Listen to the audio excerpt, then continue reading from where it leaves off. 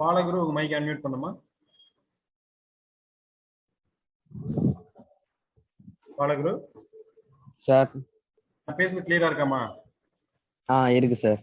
Okay, mic mute பண்ணிக்கங்க.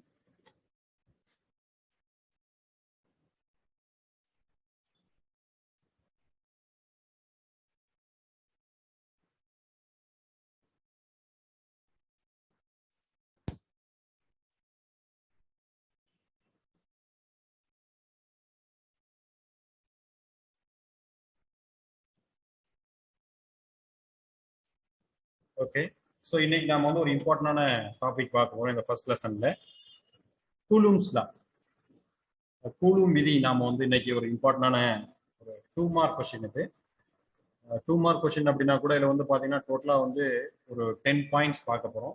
ஒவ்வொரு பாயிண்டா நாம பார்க்கலாம். இந்த கூலும் விதியை பத்தி நாம தெரிஞ்சுக்கிறதுக்கு முன்னாடி ஏற்கனவே சார் நடத்திருந்தாங்க யுனிவர்சல் கிராவிடேஷனல் லா. நாம ஏற்கனவே படிச்சிருக்கோம், பிளஸ் 1லயும் படிச்சிருக்கோம். யாராவது ஒரு ஸ்டூடெண்ட் வந்து உங்களோட மைக்கை அன்மியூட் பண்ணிட்டு யுனிவர்சல் கிராவிடேஷனல் லா சொல்லுங்க பார்ப்போம். ஈர்ப்பியல் விதி. யாராவது ஒரு ஸ்டூடெண்ட்.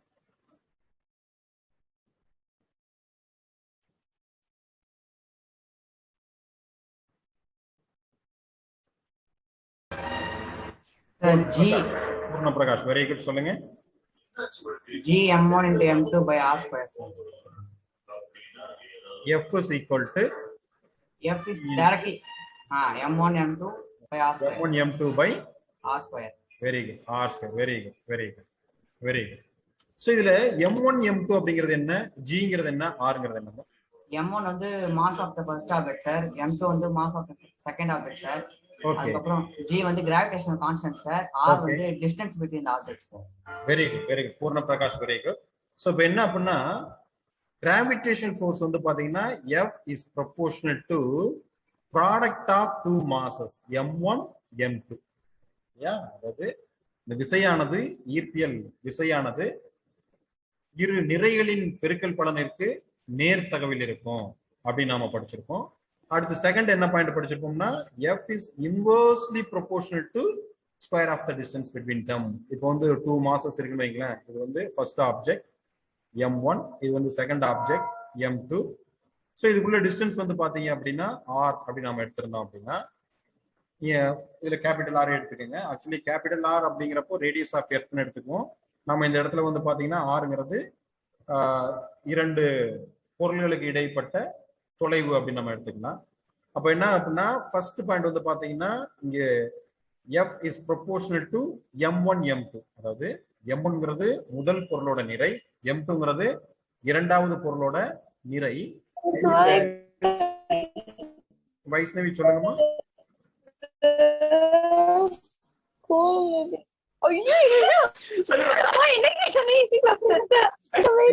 Mic mute பண்ணுங்கம்மா.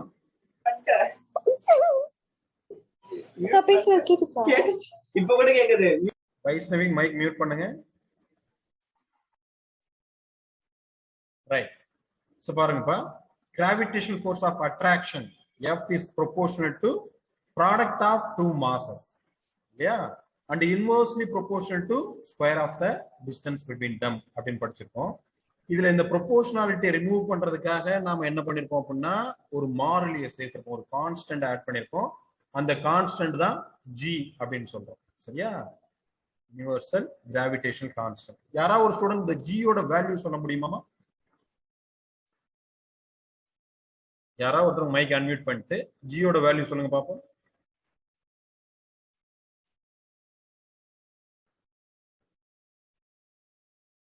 ஏற்கனவே பிளஸ் 1 நான் சொல்றேன் சார். நபிலா சொல்லுங்கம்மா. 6.67 into 10 power minus 11 Newton m square. 67 சொல்லுங்க. Very good. 67 into 10 power minus 11. Very good, very good. 6.67 into 10 power minus 11. Unit சொல்லுங்கம்மா. Newton sir. Newton Newton m square meter square kg power minus 2 sir. Very good. kg power minus 2. சரியா? So இந்த யூனிட்டை நீங்க boycott பண்ணீங்களா அல்லது நீங்க வந்து புரிஞ்சு படிச்சிருக்கீங்களாமா? ஜினாலே 6.678 10⁻⁻11 யூனிட் வந்து newton metre square KG power -2. இந்த newton metre square KG power -2 எப்படி வந்ததுன்னு தெரியுமாமா? தெரியாது சார், நான் பை ஹார்ட் தான் சார் பண்ணேன். பைகாட் பண்ணிட்டீங்க இல்லையா? சரி, வெரி குட். யாராவது தெரிஞ்ச ஸ்டூடெண்ட் யாராவது ஒருத்தர் மைக் அன்மியூட் பண்ணிட்டு சொல்லுங்க பாப்போம். சார் சொல்லுங்க. கிராவிடேஷன் நியூட்டன் சார், மாஸுக்கு கேஜி -2 போட்டுருங்க. Very good. K Bharathraj R ஸ்கொயருக்கு M meter. Very Sir, good. length just meter இந்த square போட்டுருங்க. ஈக்குவேஷனை நம்ம ரீஅரேஞ்ச் பண்ணாலே போதும் இல்லையா கண்ணா? என்ன பண்றீங்கன்னா ஜியோட யூனிட் பார்க்கணும் அப்படின்னா என்ன பண்றீங்கன்னா ஜி இஸ் ஈக்குவல் டு என்ன வந்துரும், ஜஸ்ட் இந்த ஈக்குவேஷனை ரீஅரேஞ்ச் பண்ணிருக்கோம். அப்போ இந்த ஆர் ஸ்கொயர் என்ன ஆயிடும், மேல போகும். அப்போ F into R square divided by m1 m2 இல்லையா? அப்ப பாருங்க ஃபோர்ஸோட யூனிட் என்ன? நியூட்டன். Very good. ஃபோர்ஸோட யூனிட் வந்து நியூட்டன் இன்ட்டு டிஸ்டன்ஸ், தொலைவு, மீட்டர் சார், ஆர் ஸ்கொயர்னா meter square. Meter square. Very good. Meter square divided by mass, நிறை. நிறையோட அலகு வந்து பாத்தீங்கன்னா கிலோகிராம். Kilogram kg. அப்போ kg into kg. So numerator போகும்போது என்ன ஆயிடும், newton metre square KG power -2 இல்லையா? இது வந்து பாத்தீங்கன்னா நம்ம ஸ்கூல் லெவல் எக்ஸாம்ல இந்த யூனிட்டை வந்து கேட்கலாம். இப்போ நீங்க வந்து ஒரு காம்படிட்டிவ் எக்ஸாம் போறீங்க, ஃபார் எக்ஸாம்பிள் நீட் எக்ஸாம் அல்லது ஐஐடிஜே எக்ஸாம் இந்த மாதிரி எழுத போறீங்கன்னு வைங்களேன், அவங்க யூனிட் கேட்க மாட்டாங்க, டைமென்ஷன் ஃபார்முலா கேட்பாங்க. பரிமாண வாய்ப்பாடு, ஜியோட பரிமாண வாய்ப்பாடு யாராவது சொல்ல முடியுமாமா? Dimension formula for universal constant G. Sir very good. Kamala Gowri சொல்லுங்கம்மா. m very good. -1 m power -1 okay. l power 3 L power 3 t power -2 t power -2. 2. சரி, இது எப்படின்னு கொஞ்சம் ஒர்க் அவுட் பண்ணுங்க பார்க்கலாம். இப்போ வந்து ஃபர்ஸ்ட் வந்து பாருங்க ஃபோர்ஸ். ஃபோர்ஸோட டைமென்ஷன் ஃபார்முலா என்ன? m l t power -2. -2 ஃபோர்ஸோட டைமென்ஷன் ஃபார்முலா. விசையோட பரிமாண வாய்ப்பாடு வந்து பாத்தீங்கன்னா m l t power -2 into r square, distance, தொலைவு. அப்ப அதோட டைமென்ஷன் ஃபார்முலா என்ன சொல்லுங்க? தொலைவோட பரிமாண வாய்ப்பாடு l t. Very good. அப்ப என்ன, r ஸ்கொயர்னா l square divided by mass. மாஸோட டைமென்ஷன் ஃபார்முலா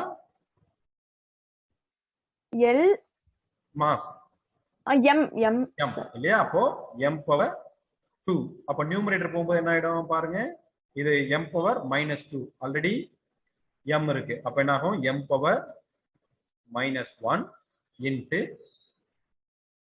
இது என்ன ஆகும், இங்க இங்க l, இங்க வந்து l ஸ்கொயர். அப்ப என்ன ஆகும்பா, l q இன்ட்டு என்ன ஆயிடும், t பவர் -2. இதுதான் என்னது, ஜியோட டைமென்ஷன் ஃபார்முலா. ஸோ இந்த மாதிரி என்ன செய்யலாம் அப்படின்னா காம்படிட்டிவ் எக்ஸாம்ல வந்து கேட்கலாம்.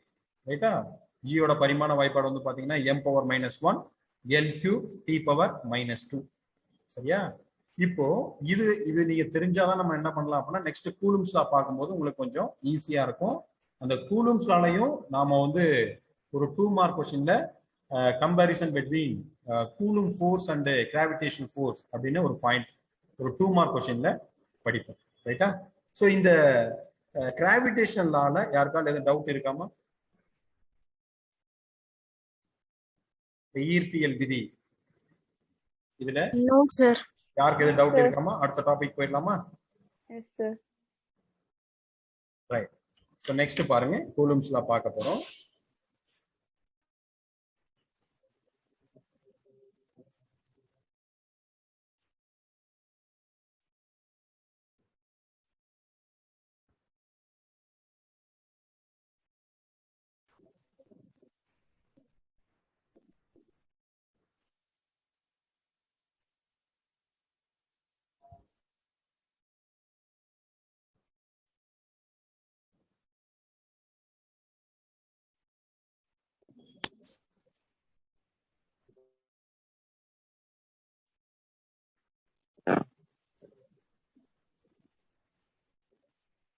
அர்ஜுன், உங்களோட மொபைல்ல எதுவுமே கிறுக்காதீங்க. நீங்க உங்களோட மொபைல்ல கிறுக்குனீங்கன்னா இங்கே டிஸ்டர்ப் ஆகும்.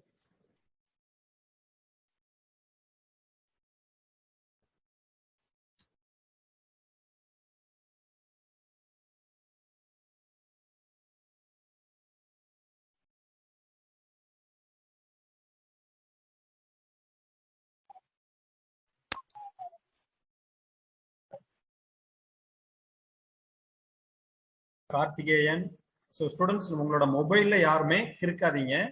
நீங்க வந்து பாத்தீங்கன்னா போர்ட்ரேட் மோட்ல வச்சு உங்களோட மொபைல் பாருங்க. வெர்டிகலா வச்சு பாத்தீங்கன்னா ஸ்கிரீன் உங்களுக்கு சிறுசா தெரியும். நீங்க அப்படியே ஸ்கிரீனை வந்து பாத்தீங்கன்னா போர்ட்ரேட் மாடலை வச்சு பாத்தீங்கன்னா உங்களுக்கு வந்து கொஞ்சம் வியூ பண்றதுக்கு ஈஸியா இருக்கும். ரைட், ஸோ இப்போ வந்து பாருங்கம்மா,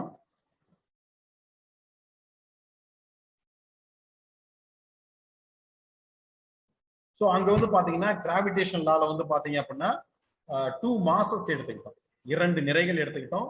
ஒன்னு வந்து பாத்தீங்கன்னா M1 எடுத்திருந்தோம், இன்னொன்னு M2 எடுத்திருந்தோம். இப்போ இந்த கூலும் விதியில 2 புள்ளி மின்னூட்டங்களை எடுத்துக்கிட்டோம். அங்க நிறை இருந்தது, ஒரு பொருளோட நிறை இருந்தது, அதுக்கு பதிலா இங்க என்ன இருக்கு அப்படின்னா Q1 Q2 அப்படிங்கிறது 2 புள்ளி மின்னூட்டம், பாயிண்ட் சார்ஜ். சரியா? இந்த பாயிண்ட் சார்ஜை நாம எங்க பிளேஸ் பண்ணிருக்கோம் அப்படின்னா ஒன்னு ஏர் மீடியம்ல அல்லது வேக்யூம்ல, காற்றிலோ அல்லது வெற்றிடத்திலோ ஆர் தொலைவில் 2 பாயிண்ட் சார்ஜஸ் வந்து நாம என்ன பண்ணிருக்கோம் அப்படின்னா வச்சிருக்கோம். Q1ங்கிறது ஃபர்ஸ்ட் பாயிண்ட் சார்ஜ், Q2ங்கிறது செகண்ட் பாயிண்ட் சார்ஜ். இந்த 2 புள்ளி மின்னூட்டங்களை காற்றிலோ அல்லது வெற்றிடத்திலோ நாம என்ன பண்ணிருக்கோம் அப்படின்னா ஆர் தொலைவில் பிரிச்சு வச்சிருக்கோம். சரியா? அப்போ இந்த Q1க்கும் Q2க்கும் இடையில ஒரு ஃபோர்ஸ் கிரியேட் ஆகும் அப்படிங்கறத 1786ல கூலும் அப்படிங்கிற அறிவியலாளர் என்ன பண்றாருன்னா ஒரு டெரிவேஷன் ஃபார்மட்டை கொடுக்கிறார். இந்த Q1 Q2 என்ற 2 புள்ளி மின்னூட்டங்களுக்கு இடையே விசை உருவாகும். அந்த விசைக்கான டெரிவேஷன் பார்ட்டை வந்து பாத்தீங்கன்னா 1786ல கூலும் அப்படிங்கிற சயின்டிஸ்ட் வந்து பாத்தீங்கன்னா டிரைவ் பண்றாரு. இதுவும் வந்து பாத்தீங்க அப்படின்னா யூனிவர்சல் கிராவிடேஷன் லா மாதிரி தான். யூனிவர்சல் லா உலக பொதுமறையானது, பொதுவானது, எங்க வேணாலும் நம்ம பயன்படுத்தலாம். கிராவிடேஷன் லால பயன்படுத்தலாம், எலக்ட்ரோஸ்டாட்டிக் ஃபோர்ஸ்ல பயன்படுத்தலாம், அல்லது மேக்னெட்டிக் ஃபோர்ஸ்ல வந்து நம்ம என்ன செய்யலாம் பயன்படுத்தலாம். அப்படி பொதுவா உள்ளதான் என்ன சொல்லணும்னா யூனிவர்சல், பொதுமறையானது அப்படின்னு நாம வந்து சொல்லுவோம். சரியா? அப்போ இங்கேயும் வந்து பாத்தீங்க அப்படின்னா அதே ஃபார்மட் தான். ஆனா கிராவிடேஷன் லா வந்து பாத்தீங்கன்னா ஒன்லி அட்ராக்டிவ் ஃபோர்ஸ். நீங்க எந்த ஒரு ஆப்ஜெக்ட மேல தூக்கி போட்டாலும் சரி அது வந்து என்ன செய்யும் அப்படின்னா பூமியை நோக்கி ஈர்க்கும். கிராவிடேஷன் ஃபோர்ஸ்ங்கிறது எப்பவுமே அட்ராக்டிவ் ஃபோர்ஸ். சரியா? ஆனா இந்த கூலும் ஃபோர்ஸ்ங்கிறது அட்ராக்டிவ் ஃபோர்ஸாகவும் இருக்கலாம், ரிப்பல்சிவ் ஃபோர்ஸாகவும் இருக்கலாம். இப்போ Q1ம் பாசிட்டிவ் Q2வும் பாசிட்டிவா இருந்தா இங்க என்ன ஃபோர்ஸ் இருக்கும்? அட்ராக்டிவ் ஃபோர்ஸ் இருக்குமா, ரிப்பல்சிவ் ஃபோர்ஸ் இருக்குமா? சையத் முகமது மொய்தீன், உங்களோட மைக் அன்மியூட் பண்ணுங்க. சொல்லுங்க சார். Q1ம் பாசிட்டிவ் சார்ஜ்மா, Q2வும் பாசிட்டிவ் சார்ஜ். அப்ப இங்க அட்ராக்டிவ் ஃபோர்ஸ் இருக்குமா, ரிப்பல்சிவ் ஃபோர்ஸ் இருக்குமா? அட்ராக்டிவ் ஃபோர்ஸா சார்? நான் உங்ககிட்ட क्वेश्चन கேக்குறேன் கிட்ட, நீங்க என்ன கேக்குறீங்க? ஆன்சர் சொல்லுங்க. Attractive fours are repulsive force சொல்லுங்க. பார்ட்னர்ஸ் சொல்லலாம் sir. Attractive force sir. Attractive force. Light charges எப்பவுமே அட்ராக்ட் பண்ணுமா? என்ன சார்? நல்லா கவனிங்க. Q1ம் பாசிட்டிவ் Q2வும் பாசிட்டிவ், ஒரே சார்ஜா இருக்கு, சேம் டைப் ஆஃப் சார்ஜா இருந்தா attractive force repulsive sir attractive force தான் சார். சரி, அன்லைக் சார்ஜஸ் என்ன பண்ண? அப்ப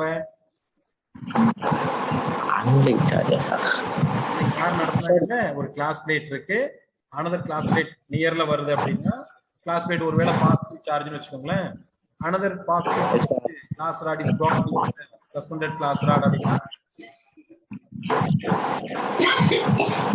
சார் நீங்க பேசுறது சரியா கேட்கல சார்.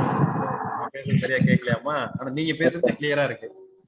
சார் இப்பதான் சார் கேக்குது நீங்க சரி, நான் திருப்பி क्वेश्चन கேக்குறேன் கவனிக்கணும் சார். பாசிட்டிவ் சார்ஜா இமேஜின் பண்றோம்மா. பாசிட்டிவ் சார்ஜா இருந்துச்சுன்னா ரெண்டுமே same type of charges. Okay. அப்ப என்ன பண்ணுவோம்? கடையில அட்ராக்டிவ் ஃபோர்ஸ் இருக்குமா ரிப்பல்சிவ் ஃபோர்ஸ் இருக்குமா? Repulsive sir. Very good. இப்போ எப்படி கரெக்ட்டா சொல்றீங்க? Very good. இப்பதான் சார் கேக்குது கரெக்ட்டா. Very good. But repulsive force இருக்கும். அப்ப லைட் சார்ஜஸ் ரிப்பல். ஒருவேளை Q1 பாசிட்டிவ் ஆகும் Q2 நெகட்டிவ் ஆகும் இருந்தா என்ன ஆகும்? அது ஒரு அட்ராக்டிவ் ஃபோர்ஸ். Very good. அவ்வளவுதான். Very good. அப்போ லைட் சார்ஜஸ் ரிப்பல் பண்ணும், அன்லைட் சார்ஜஸ் அட்ராக்ட் பண்ணும். சரியா? அப்ப நீங்க எப்படி சொல்லுங்க பார்க்கலாம். அப்ப force of attraction or repulsion between any two point charges is directly proportional to repulsion. என்ன பண்ணோம் சார்? என்னையா போட்டாங்க சார்? Repulsive sir. என்ன கேக்குறேன்னா கிராவிடேஷனல் லா படிச்சீங்க அப்ப நடத்தணும் இல்லையா? அங்க என்ன F is proportional to என்ன போட்டோம் சார்? சரி கேட்கல சார் நீங்க சொல்றது. மியூட் பண்ணிக்கங்க. சையத் உங்க மைக் மியூட் பண்ணிக்கங்க. யாராவது தெரிஞ்ச ஸ்டூடண்ட் ஒருத்தர் வந்து அன்மியூட் பண்ணிட்டு சொல்லுங்க. F is proportional to என்ன வரும்? G sir. F is equal to G. Okay, இங்க வந்து நம்ம வந்து proportional போட்டுட்டோம். proportionality M1 M2 M1 M2 by R square. கிராவிடேஷனலால M1 M2 போட்டோம். இங்க கூலும்ஸ்னால என்ன வரும்? இங்க நம்ம வந்து Q1 Q2 sir. Very good. Q1 Q2 இல்லையா? அப்ப force of attraction or repulsion between any two point charge is proportional to product of two charges. சரியா? அப்ப என்ன ஆகும்னா நிலை மின்னியல் கவர்ச்சி விசை அல்லது விலக்கு விசையானது இரு புள்ளி மின்னூட்டங்களின் பெருக்கல் பலனிற்கு நேர் தகவல். இது ஃபர்ஸ்ட் பாயிண்ட். ரைட். அடுத்து பாருங்க. இப்போ product of two point charges சொல்லிட்டேன் இல்லையா? இப்போ நான் இப்போ யாராவது ஒருத்தர் அபிலாஷ் உங்க மைக் அன்மியூட் பண்ணுங்க. அபிலாஷ். Very good. இப்போ இந்த Q1 இருக்கு. Q1 ஓட சைஸ நாம இன்க்ரீஸ் பண்றோம்னு வெச்சுக்கோங்க. அபிலாஷ் நான் பேசுறது கேக்குதாமா? அபிலாஷ்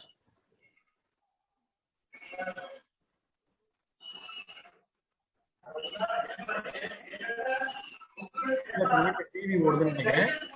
நீங்க வந்து தனியா ஒரு ரூமுக்கு வந்துருங்க அல்லது டிவியை வந்து மியூட் போட்டுக்கங்க.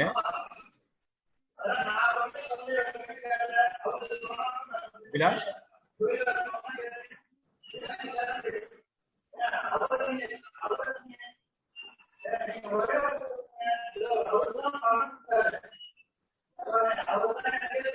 அர்ச்சனா அவங்க mic unmute பண்ணுங்கம்மா. Archana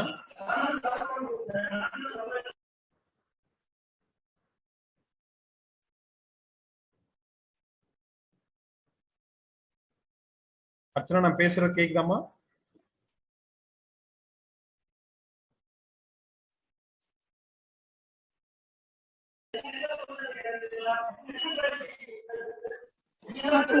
very good. Archana சொல்லுங்க சார். Very good. இப்போ நான் கேக்குற क्वेश्चन உங்களுக்கு புரியுதா பாருங்கம்மா. இப்போ நான் என்ன பண்ணேன்னா அந்த Q1 இருக்குல்ல, இந்த Q1 இருக்குல்லம்மா, Q1 ஓட சைஸ வந்து நான் வந்து இன்க்ரீஸ் பண்றேன்னு வைங்களேன். அப்போ இந்த ஃபோர்ஸ் இன்க்ரீஸ் ஆகுமா டிக்ரீஸ் ஆகுமா? இன்க்ரீஸ் ஆகும் சார். Very good. இன்க்ரீஸ் ஆகும். ஏன்னா F is proportional to product of magnitude of 2 point charge. இந்த மின் துகள் இருக்கு இல்லையா, அதோட மின்னூட்டங்களின் எண் மதிப்பு. அப்போ நம்ம Q1 ஓட சைஸை இன்க்ரீஸ் பண்றோம்னா கண்டிப்பா என்ன ஆகும்? இங்க ஆக்ட் பண்ணக்கூடிய இந்த எலக்ட்ரோஸ்டாட்டிக் ஃபோர்ஸோட வேல்யூவும் என்ன ஆகும்? இன்க்ரீஸ் ஆகும். ஒருவேளை நான் வந்து இந்த Q1 அப்படியே வச்சுக்கிட்டு Q2 ஓட சைஸை ரெடியூஸ் பண்றேன்னு வைங்களேன். சைஸை ரெடியூஸ் பண்ணா இங்க ஃபோர்ஸ் எப்படிமா இருக்கும்? இன்க்ரீஸ் ஆகுமா டிக்ரீஸ் ஆகுமா? டிக்ரீஸ் ஆகும் சார். புரியலமா? டிக்ரீஸ் ஆகும் சார். வெரி குட், டிக்ரீஸ் ஆகும். ஸோ அப்ப ஃபர்ஸ்ட் பாயிண்ட் கவனிங்க. electrostatic force of attraction or repulsion between any 2 point charges is directly proportional to product of magnitude of 2 point charges. நிலைமின்னியல் coulomb விதியானது அந்த விதி, அதாவது விசை எப்படி இருக்கலாம்? ஒண்ணு கவர்ச்சி விசையா இருக்கலாம் அல்லது விலக்கு விசையா இருக்கலாம். அந்த விசையானது இரு புள்ளி மின்னூட்டங்களின் எண் மதிப்பின் பெருக்கல் பலனிற்கு நேர்த்தகவில் இருக்கும். இது ஃபர்ஸ்ட் பாயிண்ட். சரியா? செகண்ட் பாயிண்ட் யாராவது ஒருத்தர் சொல்லுங்க பார்க்கலாம். யாராவது ஒருத்தர் மைக் அன்மியூட் பண்ணிட்டு சொல்லுங்க. ஏன்னா நம்ம அதனாலதான் ஃபர்ஸ்ட் வந்து கிராவிடேஷன் எல்லாம் நடக்கும்.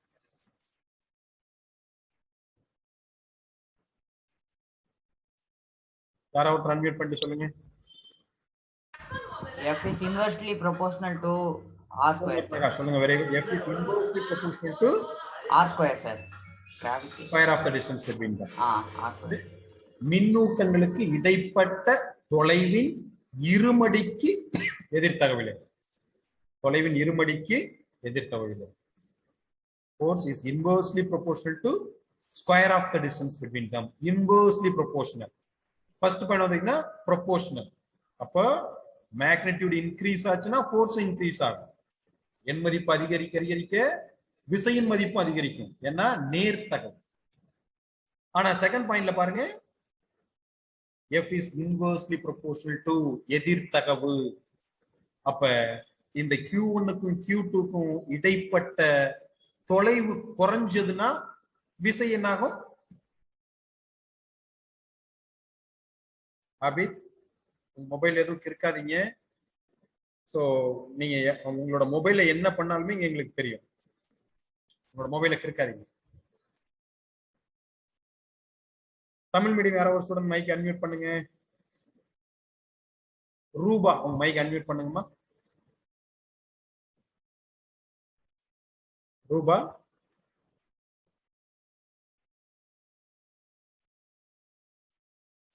ரூபா நான் பேசுறது கேக்குதாம்மா? ரூபா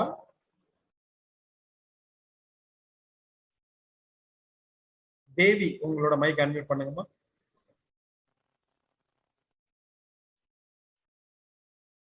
அம்மா தேவி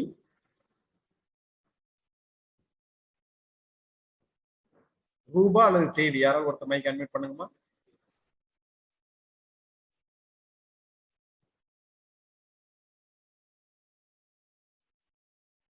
ஸ்ரீனிவாசன் மைக் அன்மியூட் பண்ணுங்க.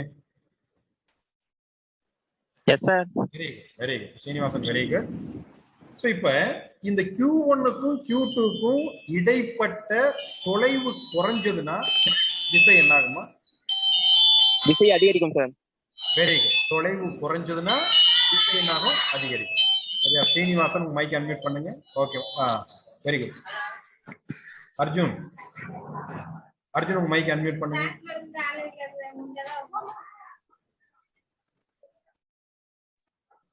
Right. So Srinivasan, very good. So அப்போ இந்த Q1க்கும் Q2க்கும் இடைப்பட்ட தொலைவு குறைஞ்சதுன்னா விசை அதிகமாகும். ஏன்னா எதிர்த்தகவு. ரைட்டா? ஒருவேளை Q1க்கும் Q2க்கும் இடைப்பட்ட தொலைவை நம்ம அதிகப்படுத்தணும்னா என்ன ஆகும்? டிஸ்டன்ஸ் இன்க்ரீஸ் பண்ணோம்னா ஃபோர்ஸ் என்ன ஆகும்பா? அர்ஜுன் சொல்லுங்க. குறையும் சார். Very good. ஃபோர்ஸ் வந்து என்ன ஆகும்னா டிக்ரீஸ் ஆகும். சரியா? அப்போ அந்த ஈக்குவேஷன் 1 2 கம்பைன் பண்ணுங்க. அப்ப என்ன பாருங்க, F is proportional to Q1 Q2 by R square. சரியா? சோ இப்போ இந்த ப்ரொபோர்ஷனாலிட்டி ரிமூவ் பண்றதுக்காக நாம என்ன பண்ணணும்? ஒரு கான்ஸ்டன்ட் ஆட் பண்ணணும். அந்த கான்ஸ்டன்ட் வந்து பாத்தீங்கன்னா K அப்படின்னு எடுத்துக்கிறோம். சோ அப்ப என்னன்னா F வெக்டார் ஈக்குவல் என்ன? ஃபோர்ஸ்ங்கிறது ஒரு வெக்டார் குவாண்டிட்டி. விசை என்பது ஒரு வெக்டார் வடிவம். சோ அதனால F vector equal to k into q1 q2 by r square. சரியா? நெக்ஸ்ட் வந்து பாத்தீங்கன்னா இது வெக்டர் ஃபார்ம்ல சொல்லும்போது இதுல நாம இந்த டயக்ராம் நம்ம என்ன பார்க்க போறோம்னா force on q2 by q1. இல்ல கவனிங்க, q2 என்ற மின்துகளின் மீது q1 என்ற மின்துகள் ஏற்படுத்தக்கூடிய விசை. The force exerted on q2 by q1. சரியா? அப்ப ஃபார்முலா அதே ஃபார்முலா என்ன பாருங்க, F vector is equal to k into q1 q2 by r square. இந்த யூனிட் வெக்டார் எங்க இருந்து எங்க ஸ்டார்ட் ஆகும்? யாராவது ஒருத்தர் மைக் அன்மியூட் பண்ணிட்டு சொல்லுங்க. क्वेश्चन கரெக்டா புரிஞ்சுக்கங்க. force on q2 by q1. q2 என்ற மின்துகளின் மீது q1 என்ற மின்துகள் ஏற்படுத்தக்கூடிய விசை. யாராவது ஒருத்தர் மைக் அன்மியூட் பண்ணி சொல்லுங்க.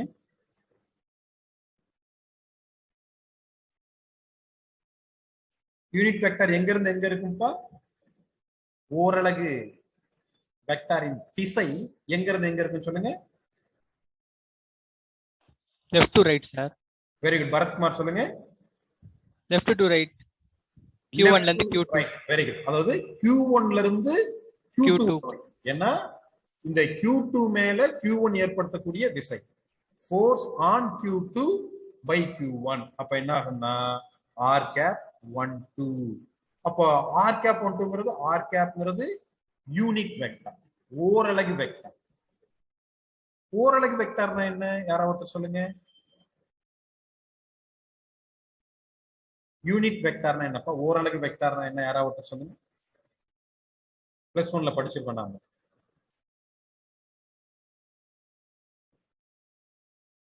யூனிட் வெக்டார், ஓரலகு வெக்டார். பூர்ண பிரகாஷ் சொல்லுங்க. வெக்டரோட பொசிஷனை டிஃபைன் பண்றதா சார்? வெக்டரோட சொல்லுங்கம்மா, கிளியரா சொல்லுங்க. வெக்டரோட பொசிஷன். வெக்டரோட பொசிஷன். சரிம்மா, ஓகே. ஐ வெக்டார்னா எக்ஸ், ஜே வெக்டார்னா ஒய்.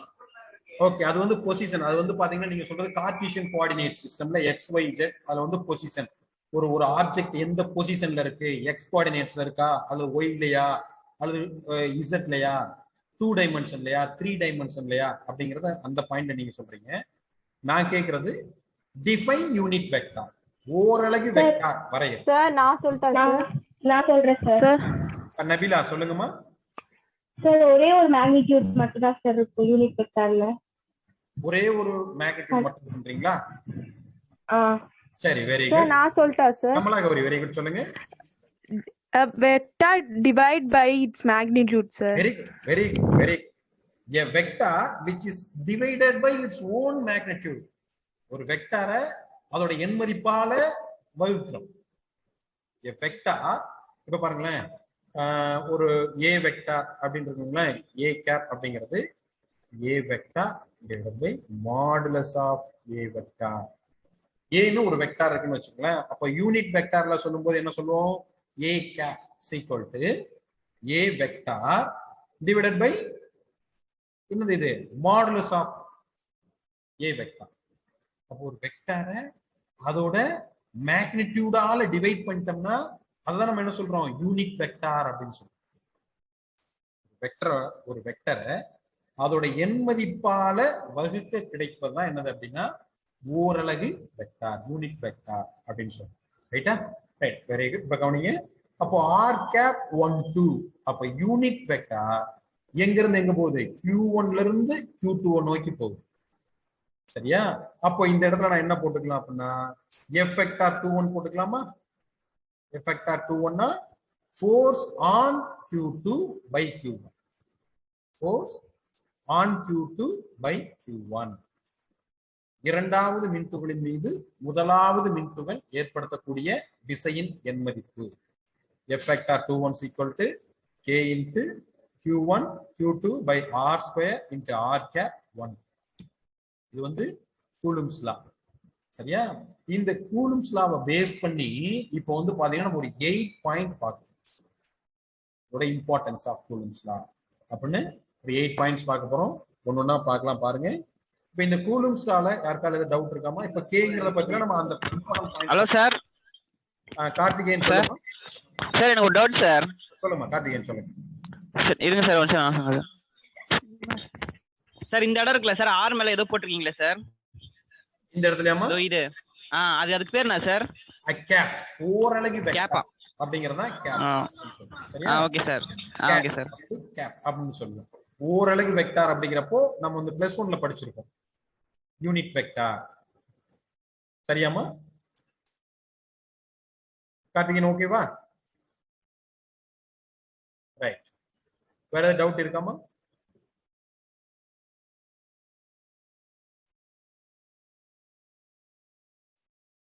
இந்த கூலும்ஸ் லால வேற ஏதாவது டவுட் இருக்காமா? No, sir. லா மட்டும் தான் இப்ப பார்த்திருக்கோம். சோ அதுக்கப்புறம் அதோட இம்பார்ட்டன்ட் பாயிண்ட்ஸ் தான். ரைட்.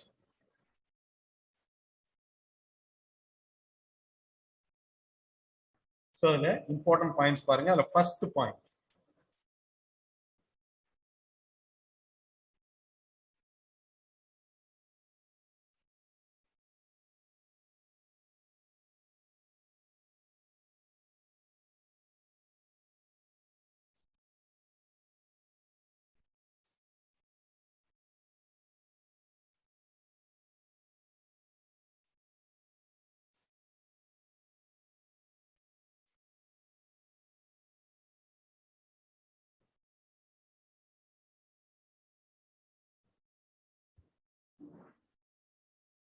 ஃபர்ஸ்ட் பாயிண்ட் வந்து பாத்தீங்கன்னா லா பார்க்க. ஏற்கனவே பார்த்தாச்சு. இப்போ வந்து ஒரு 8 பாயிண்ட்ஸ் பார்க்க போறோம். தனித்தனியா பார்ப்போம்.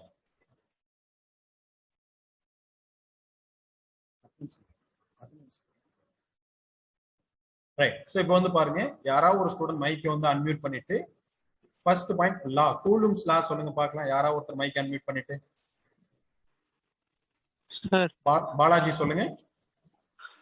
Coulomb's law is directly proportional to the product of the charges and inversely proportional to the square of the distance between the charges. Very good, very good. Balaji, very good.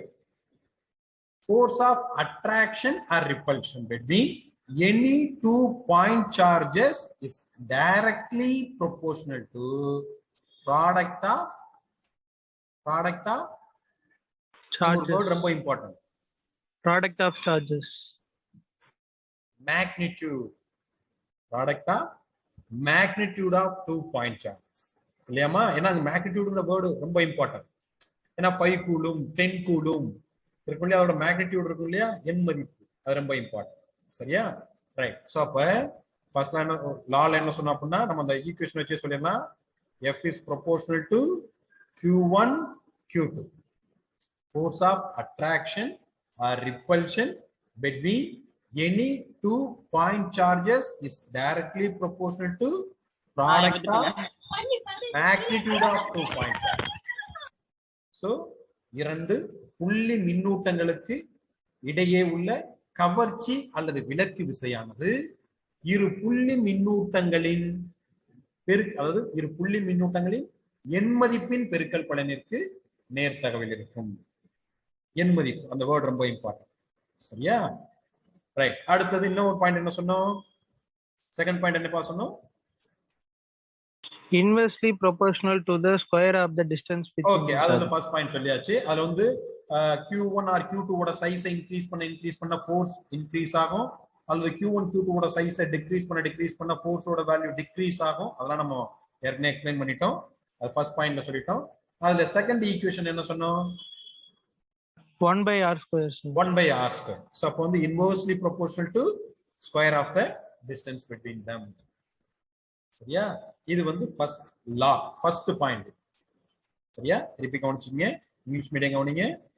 Fங்கிறது force is directly proportional to product of magnitude of 2 point charges and inversely proportional to the square of the distance between them. State Coulomb's law அப்படின்னு கேட்கலாம். 2 mark क्वेश्चनல கேட்பாங்க. அப்படி கேட்கும்போது நீங்க வெறுமனே இந்த equation மட்டும் எழுதுனீங்கனாலே உங்களுக்கு, அதாவது இந்த ஈக்குவேஷனை வச்சு நீங்க எழுதலாம். ஒருவேளை தியரி பார்ட் உங்களுக்கு தெரியல, ஈக்குவேஷன் மட்டும் தான் ஞாபகம் இருக்கு அப்படின்னா ஈக்குவேஷன் மட்டும் எழுதுங்க, கண்டிப்பா உங்களுக்கு 1 மார்க் கிடைக்கும். நீங்க ஈக்குவேஷன் எழுதிட்டாலே நீங்களே போனா என்ன பண்ணிடுவீங்க, எக்ஸ்பிளைன் பண்ணிடுவீங்க. வேலை தெரியல அப்படின்னா இந்த ஈக்குவேஷன் மட்டும் எழுந்தீங்கன்னா கூட கண்டிப்பா உங்களுக்கு ஒரு மார்க். சோ இரு புள்ளி மின்னூட்டங்களுக்கு இடையேயான கவர்ச்சி அல்லது விலக்கு விசையானது இரு புள்ளி மின்னூட்டங்களின் எண் மதிப்பின் பெருக்கல் பலனிற்கு நேர்த்தகவிலும் அவற்றிற்கு இடையே உள்ள தொலைவின் இருமடிக்கு எதிர்த்தகவிலும் இருக்கும் அப்படின்னு எழுந்தீங்கன்னா உங்களுக்கு 2 மார்க். கூலும் விதியை கூறுக அப்படின்னு சொல்லுங்க. சரியா? இது ஃபர்ஸ்ட் பார்ட். செகண்ட் பாயிண்ட் வந்து பாத்தீங்கன்னா டைரக்ஷன் பார்க்க போறோம்.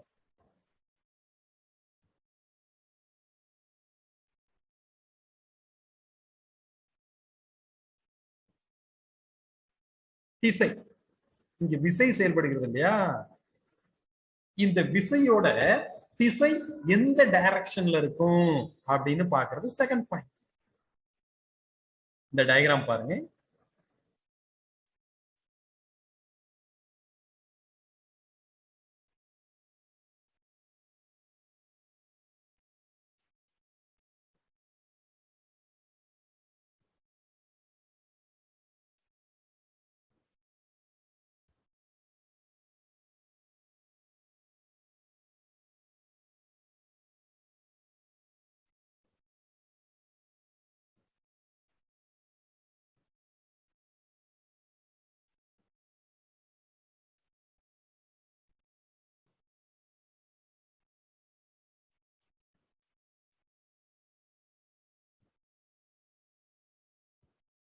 எனக்கு கிளாஸ் முடிய டைம் ஆகும். நீங்க அங்க கேளுங்க, என்ன கிளாஸ் முடிச்சுட்டு வர அங்க பாருங்க.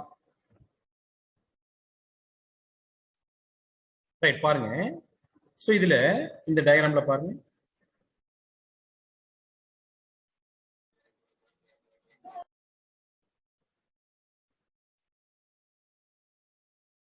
இத கவனிங்க.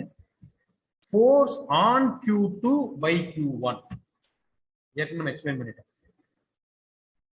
Q2 என்ற புள்ளி மின்துகள் மீது Q1 என்ற புள்ளி மின்துகள் ஏற்படுத்தக்கூடிய விசை, அதாவது Q1னால Q2 உணரக்கூடிய விசை. Force exerted on Q2 by Q1. சரியா? அப்ப ஃபோர்ஸ் எங்க இருந்து ஸ்டார்ட் ஆகுது? Q1ல இருந்து தொடங்கி எதை நோக்கி போகுது? Q2 நோக்கி. ஏன்னா Q1 Q2வின் மீது செயல்படுத்தக்கூடிய விசை. சரியா? அதான் என்ன பண்ணிருக்கோம், R cap 1 2 எங்க இருந்து ஸ்டார்ட் ஆகுது? 1ல இருந்து ஸ்டார்ட் ஆகி Q மேல என்ன செய்யுது? ஒரு ஃபோர்ஸ் வந்து என்ன செய்யுது? ஆக்ட் பண்ணுது. கவனிங்க, F vector 2 1. அப்போ force on Q2 by Q1. அப்போ யாராவது ஒருத்தர் சொல்லுங்க பார்க்கலாம். மைக் அன்மியூட் பண்ணிட்டு R cap 1 2 என்ன சொல்லுங்கப்பா.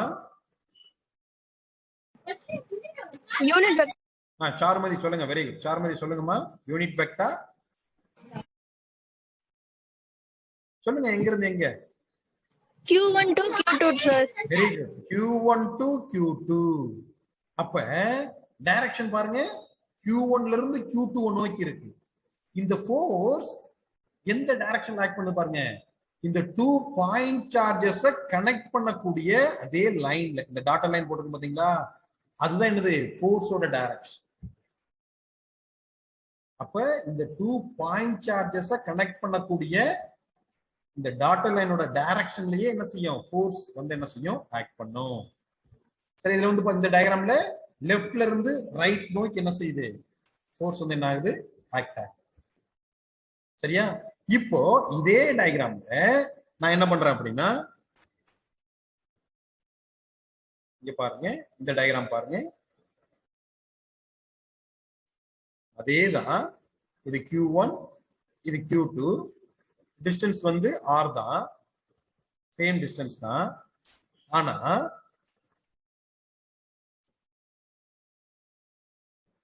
சார் ரெண்டுமே Q2 போட்டிருக்கீங்க சார்.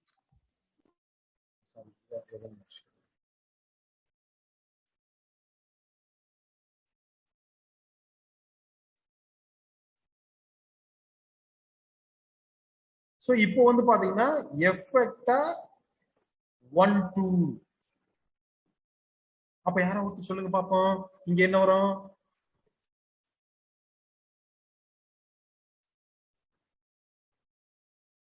R cap 2-1 sir. ஒரே நிமிஷம்.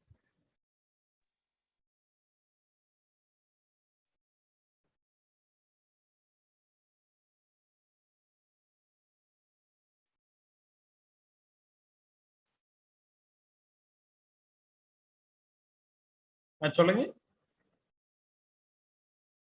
R cap 2-1. பரத்குமார் சொல்லுங்க. R cap 2-1. 2-1. Very good. ஏன் எதனால 2-1 சொல்றீங்க? யூனிட் வெக்டார் 1ல ஃபோர்ஸ் வந்து 2ல இருந்து வரும் சார். ஃபோர்ஸ் ரைட் டு லெஃப்ட்ல போறதுனால. Very good Bharathkumar, very good. Force on Q1 by Q2. Q1 என்ற புள்ளி மின்துகளின் மீது Q2 செயல்படுத்தக்கூடிய விசை. அப்ப எங்க இருந்து ஸ்டார்ட் ஆகுது? Q2ல இருந்து தொடங்கி எதை நோக்கி போகுது? Q1 நோக்கி போகுது. சரியா? ஆனாலும் இந்த ஃபோர்ஸோட டைரக்ஷன் எப்படி இருக்கும் பாருங்க. இந்த 2 பாயிண்ட் சார்ஜஸ் கனெக்ட் பண்ணக்கூடிய அதே லைன்ல தான் இருக்கும். டாட்டர் லைன்ல இருக்கும். ஆனா இங்க என்னாச்சு? லெஃப்ட்ல இருந்து ரைட் நோக்கி இருந்துச்சு. ஆனா இங்க வந்து பாருங்க எப்படி இருக்கும்? ரைட்ல இருந்து லெஃப்ட் நோக்கி இருக்கு. சரியா? அப்ப இங்க வந்து பாத்தீங்கன்னா r cap 2-1ங்கிறது யூனிட் வெக்டார் அப்புறம் எங்க இருந்து எங்க பார்க்கும்? Q2 to Q1. ஓரலகு வெக்டார் ஆனது Q2 விலிருந்து Q1 நோக்கி இருக்கு. சரியா?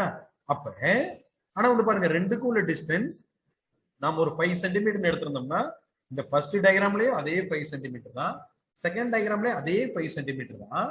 ஆனா இப்போ r cap 1-2 அப்படிங்கிறது எப்படி இருக்கும்? ரெண்டு ஈக்குவலா இருக்கும். ஆனா எப்படி இருக்கும்? டைரக்ஷன் எப்படியா இருக்கும்? Opposite direction. வெரி குட் பூர்ண பிரகாஷ், வெரி குட். ஆப்போசிட் டைரக்ஷனா இருக்கு. அதனால மைனஸ். அப்ப r cap 1-2 is equal to minus of r cap 2-1. ரெண்டு ஓரலகு வெக்டரோட எண் மதிப்பு சமமா இருக்கும். ஆனா திசை என்ன செய்யும்? மாறும். r cap 1-2 வந்து பாத்தீங்கன்னா லெஃப்ட்ல இருந்து தொடங்கி ரைட் நோக்கி டிராவல் பண்ணுச்சுன்னா r cap 2-1 டைரக்ஷன் ரைட்ல இருந்து ஸ்டார்ட் ஆகி லெஃப்ட் நோக்கி. இது செகண்ட் பாயிண்ட், டைரக்ஷன். நல்லா மைண்ட் வச்சுக்கீங்க. செகண்ட் பாயிண்ட் திசை வந்து பாத்தீங்கன்னா இரு புள்ளி மின்னூட்டங்களை இணைக்கக்கூடிய திசையிலேயே இருக்கும். ஒரு நேர்கோடு டிரா பண்ணோம்னா அந்த திசையிலேயே இருக்கும். ஆனா முதலாவது மின்துகள் மீது இரண்டாவது மின்துகள் ஏற்படுத்தக்கூடிய விசை அப்படின்னா டைரக்ஷன் இந்த திசையில இருக்கும். r cap 2-1. இரண்டாவது மின்துகள் மீது முதல் மின்துகள் ஏற்படுத்தக்கூடிய விசைனா r cap 1-2.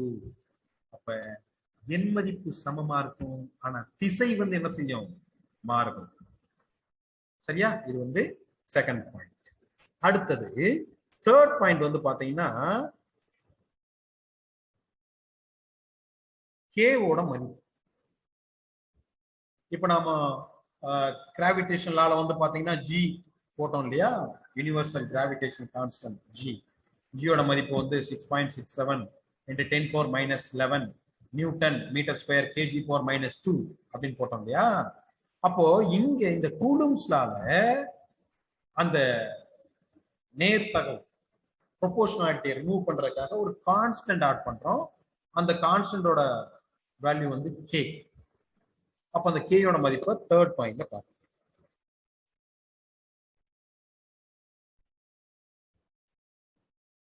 பாருங்க என்ன பண்ணோம்? Formula f is proportional to q1 q2 by r ஸ்கொயர்னு பார்த்தோம்.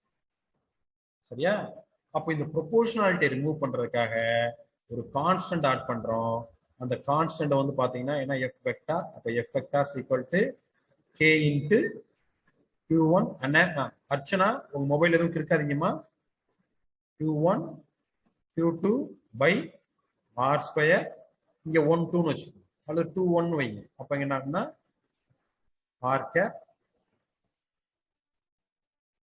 1 இல்லையா?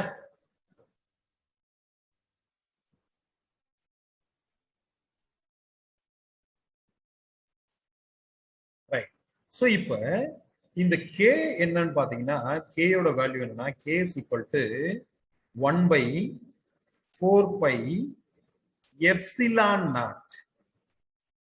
சொல்லுங்க அது என்னது? எப்சிலான். Epsilon not. ஏன்னா இந்த இந்த இந்த சிம்பிள் இப்பதான் நீங்க ஃபர்ஸ்ட் டைம் படிக்கிறீங்க பிசிக்ஸ்ல. இது வரைக்கும் நீங்க படிச்சிருக்க மாட்டீங்க, இப்பதான் ஃபர்ஸ்ட் டைம் படிக்கிறீங்க. எப்சிலான். இந்த எப்சிலான் நாட் அப்படிங்கிறது என்ன பண்ணா பெர்மிட்டிவிட்டி ஆஃப் ஃப்ரீ ஸ்பேஸ்.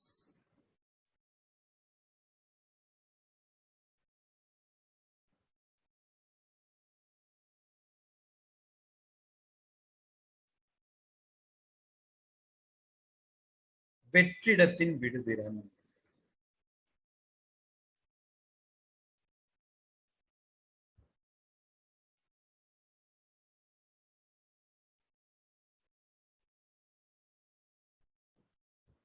கவனிங்க, இப்போ ஒண்ணு இல்ல, நாம இனிமே படிப்போம் எலக்ட்ரிக் ஃபீல்டு லைன்ஸ், மின்புல கோடுகள் அப்படிங்கறத இனிமே படிப்போம்.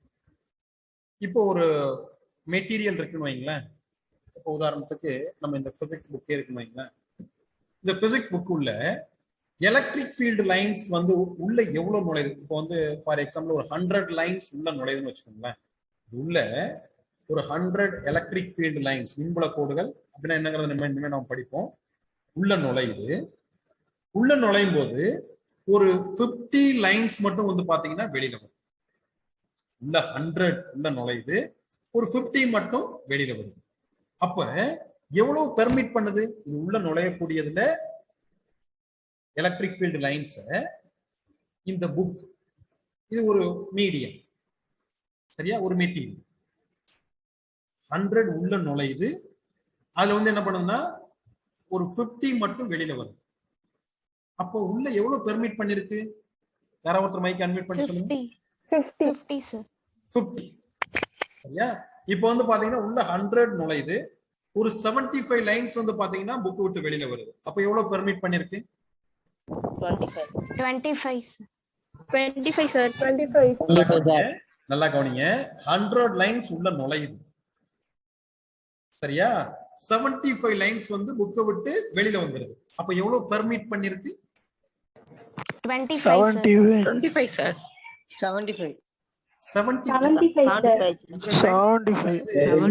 75 லைன்ஸ் வெளில வந்துருச்சு. அப்ப எவ்வளவு பெர்மிட் பண்ணிருக்கு?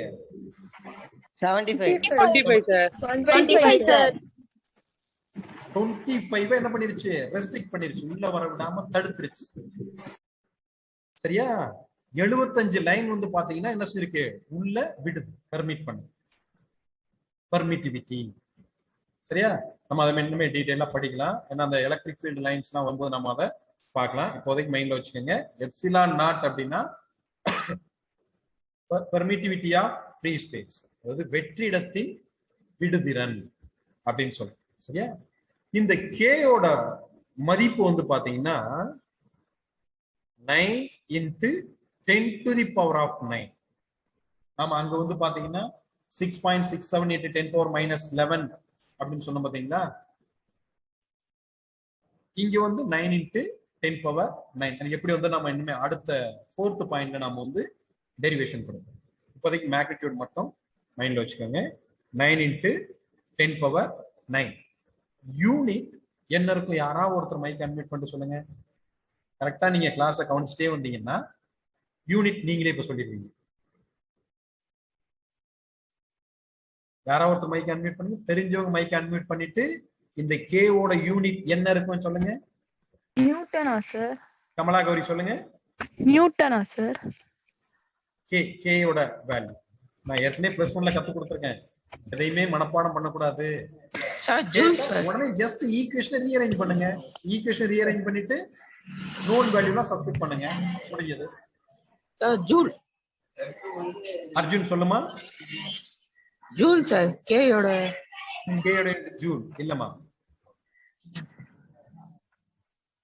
Sir? Kelvin sir. Palanivel Tamil சொல்லுங்கம்மா. Kelvin sir. கெல்வின். கேனா கெல்வின் எடுத்துக்காதீங்க. டெம்பரேச்சரோட எஸ்ஐ யூனிட் வந்து கெல்வின் அப்படின்னு நம்ம படிச்சிருக்கோம்.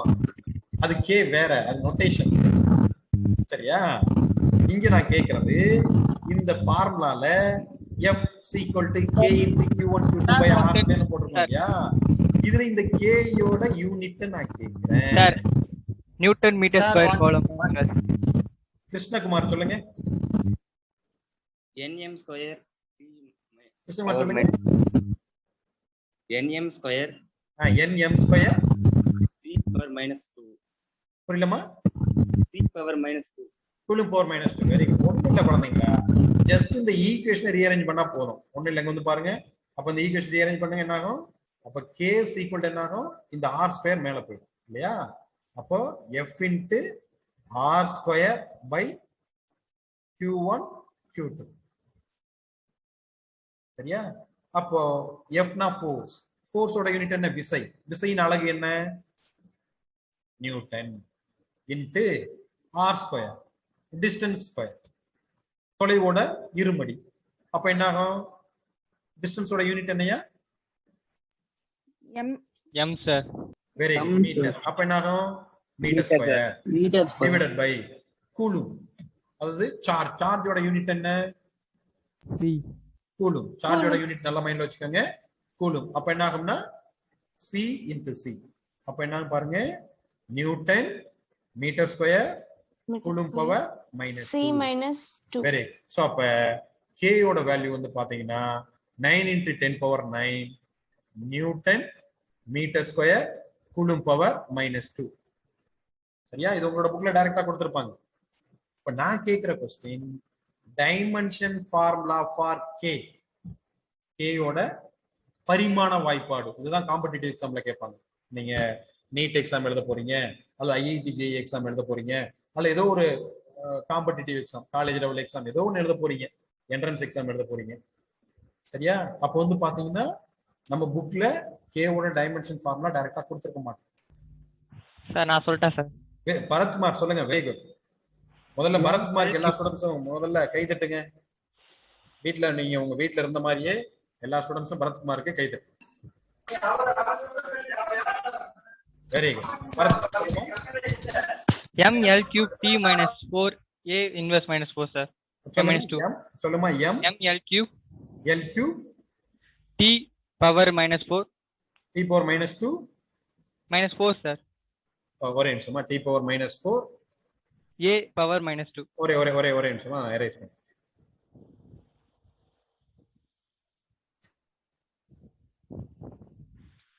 பரத்குமார் சொன்ன t power -4 sir. -4 -4 a power -2 a power -2.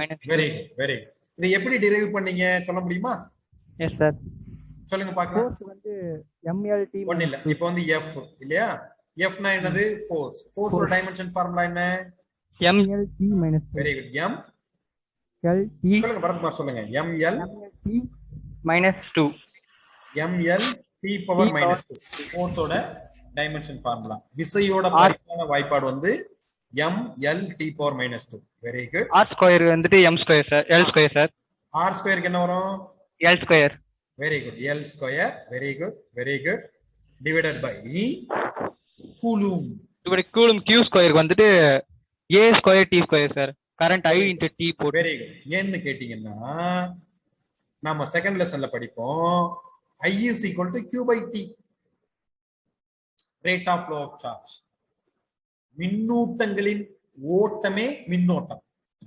ஆழத்தை சார்ந்து இந்த மின்னூட்டம் ஒரு இடத்துல இருந்து இன்னொரு இடத்துக்கு நகருதுன்னு வைங்களேன். அப்ப என்ன ஆகும்னா I is equal to q by t ன்னு சொல்லுவோம். செகண்ட் லெசன்ல படிப்போம். இப்போதைக்கு ஜஸ்ட் ஃபார்முலா மட்டும் தெரிஞ்சுக்கங்க. அப்ப q is equal to என்ன வரும்னா IT ன்னு வரும். q is equal to IT. ஐங்கிறது கரண்ட். கரண்டோட டைமென்ஷன் ஃபார்முலா ஆம்பியர். மின்னோட்டம், மின்னோட்டத்தோட அலகு வந்து பாத்தீங்கன்னா ஆம்பியர். அடுத்து டி, டீனா காலம், டைம். டைமோட டைமென்ஷன் ஃபார்முலா என்னமா? டி. டி. Very good. அப்ப கியூக்கு பதிலா என்னது? ஏடி. சோ அப்ப என்ன பாருங்க, அப்ப Q1 Q2 அப்ப என்ன ஆகும்? AT into AT. Very good. அப்ப என்ன பாருங்க, இங்க m, இங்க l, இங்க l ஸ்கொயர். அப்ப m l கியூப் இன்டு இங்க வந்து பாருங்க t t பவர் இது வந்து t பவர் 2 இந்த t பவர் 2 நியூமரேட்டர் போனா என்ன ஆகும் t power -2. t power -2. Already t power -2 இருக்கு அப்ப t பவர் -4 4. நெக்ஸ்ட் என்ன ஆகும் a ஸ்கொயர் வந்து நியூமரேட்டர் போச்சுன்னா a பவர் -2 தான் k ஓட டைமென்ஷன் ஃபார்முலா காம்படிட்டிவ் எக்ஸாம்ல கேட்கலாம். சோ இத நீங்க வந்து பைகாட் பண்ணா உங்க மைண்ட்ல நிக்காது. பைகாட் பண்ணி வச்சிருந்தீங்கன்னா கண்டிப்பா தப்பா தான் இருக்கும், மறந்து போகும். சரியா? இதே நீங்க கான்செப்ட புரிஞ்சு படிச்சீங்கன்னா, ஏன்னா எப்பவுமே நம்ம பிசிக்ஸ் வந்து பாத்தீங்கன்னா நீங்க பிசிக்ஸ் படிக்கணும் அப்படின்னாலே ஃபர்ஸ்ட் வந்து பாத்தீங்கன்னா ஒரு இமேஜினரி பவர் அதிகமா இருக்கும், கற்பனை திறன் அதிகமா இருக்கும். ஏன் சார் கற்பனை திறன் அதிகமா இருக்கணும் என்ன? ஃபார் எக்ஸாம்பிள் நம்ம பிளஸ் 1ல ஏற்கனவே நான் சொல்லியிருப்பேன் ராக்கெட் லான்ச் பத்தி படிச்சிருப்போம். ராக்கெட்ல வந்து பாத்தீங்கன்னா ஃபியூவல் வந்து பாத்தீங்கன்னா 3 ஸ்டேஜஸா இருக்குன்னு வைங்க.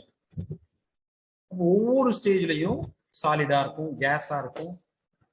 அந்த ஃபார்மெட்ல இருக்கும்போது நாம வந்து இமேஜின் பண்ணணும். இல்ல சார் எனக்கு இமேஜின் பண்ண தெரியாது அப்படின்னா நம்ம போய் ராக்கெட்டுக்குள்ள தலையை விட்டா பார்க்க முடியும். ஃபியூவல் சாலிடா இருக்கு, கேஸா இருக்குன்னு பார்க்க முடியுமா நம்மளால? இப்ப நமக்கு என்ன இருக்கணும்? இமேஜினரி பவர் அதிகமா இருக்கும், கற்பனை திறனை நாம வளர்த்துக்கணும். கற்பனை திறனை வளர்த்துக்கிட்டா மட்டும்தான் பிசிக்ஸ் படிக்கிறது ஈஸி. கற்பனை திறன் இல்லாம நம்ம பிசிக்ஸை வந்து படிக்கிறது ரொம்ப ரொம்ப கஷ்டம். கற்பனை திறன் இருக்கணும். ரெண்டாவது கான்செப்டை கரெக்டா புரிஞ்சு படிக்கணும். கான்செப்டை புரிஞ்சுக்கிட்டாலே போதும், நீ எதையும் மனப்பாடம் பண்ணுங்கிற அவசியமே இல்லை. இப்ப பாருங்களேன், இப்ப நம்ம வந்து ஒரு 2 டைமென்ஷன் ஃபார்முலா பார்த்தோம், ஜியோட டைமென்ஷன் ஃபார்முலா பார்த்தோம், கேவோட டைமென்ஷன் ஃபார்முலா பார்த்தோம். இதெல்லாம் காம்படிட்டிவ் எக்ஸாம்ல கேட்பான்னு சொல்றோம். அப்ப கேட்பான்னா காம்படிட்டிவ் எக்ஸாம்ல ஒரு கொஸ்டினுக்கு 1 மினிட் தான் டைம் இருக்கு. ஒரு கொஸ்டினுக்கு 1 மினிட் டைம். அந்த 1 மினிட்ல நீ என்ன பண்ணும்? இவ்வளவு விஷயத்த ஒர்க் அவுட் பண்ணும். சரியா? ஃபாஸ்டா ஒர்க் அவுட் பண்ணி அதுக்கான ஆன்சர், கரெக்டான ஆன்சர் கொடுக்கணும். இப்ப நீங்க என்ன பண்ணுவீங்கன்னா, இப்ப இதுக்கு பதிலா அந்த கூலும்க்கு பதிலா 18 இருக்கு இல்லையா, நீங்க என்ன பண்ணுவீங்கன்னா கூலும்னே வச்சுக்குவீங்க. அப்ப என்னன்னா சி ஸ்கொயர் அப்படின்னு வருதுன்னு வச்சுக்கோங்க. அப்போ உங்களுக்கு ஒரு ஆன்சர் வரும். அந்த ஆன்சரும் அந்த ஆப்ஷன்ல இருக்கும். சரியா? அதுதான் காம்படிட்டிவ். நீ தப்பா ஒரு ரூட்ல போவீங்க, ஒரு ஆன்சர் வரும், அந்த ஆன்சர் பாத்தீங்கன்னா ஒரு ஆப்ஷனா கொடுத்துருப்பான். சரியா? சோ அப்படி என்ன பண்ணும்? ஆஹா நமக்கு ஆன்சர் கரெக்டா வந்துருச்சு அப்படின்னு சொல்லிட்டு அந்த ஆன்சரை கிளிக் பண்ணிருப்பீங்க, ஆன்சரை செலக்ட் பண்ணிருப்பீங்க. ஆனா தப்பான ஆன்சர். கான்செப்டை புரிஞ்சுக்கணும். ரைட்டா? So right. அடுத்து வந்து பாருங்க, நெக்ஸ்ட் வந்து பாத்தீங்கன்னா எப்சிலான் நாட்டோட வேல்யூ பாத்தீங்கன்னா, இப்ப கேயோட வேல்யூ என்ன பார்த்தோம்? 9 × 10⁻⁹ newton metre square coulomb power -2 பார்த்தோம். அடுத்தது எப்சிலான் நாட்டோட வேல்யூ. எப்சிலான் நாட்டோட வேல்யூ வந்து பாத்தீங்கன்னா 8.854 × 10⁻⁻12. இந்த எப்சிலான் நாட்டோட யூனிட் யாராவது சொல்ல முடியுமாயா?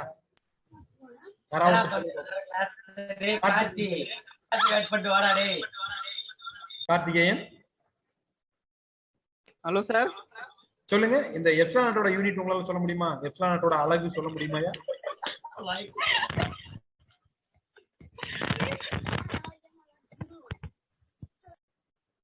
சரி, யாராவது ஒருத்தர் தெரிஞ்ச ஒருத்தர் மைக் அன்மியூட் பண்ணிட்டு சொல்லுங்க பாப்போம். கரெக்ட்டா கிளாஸ் நீங்க கவனிச்சிட்டே வந்தீங்கன்னா சொல்லிடுவீங்க. சி பவர் சுரேந்தர் சொல்லுங்க, பழனிவேல் சொல்லுங்க. சி ஸ்கொயர் சொல்லுங்க.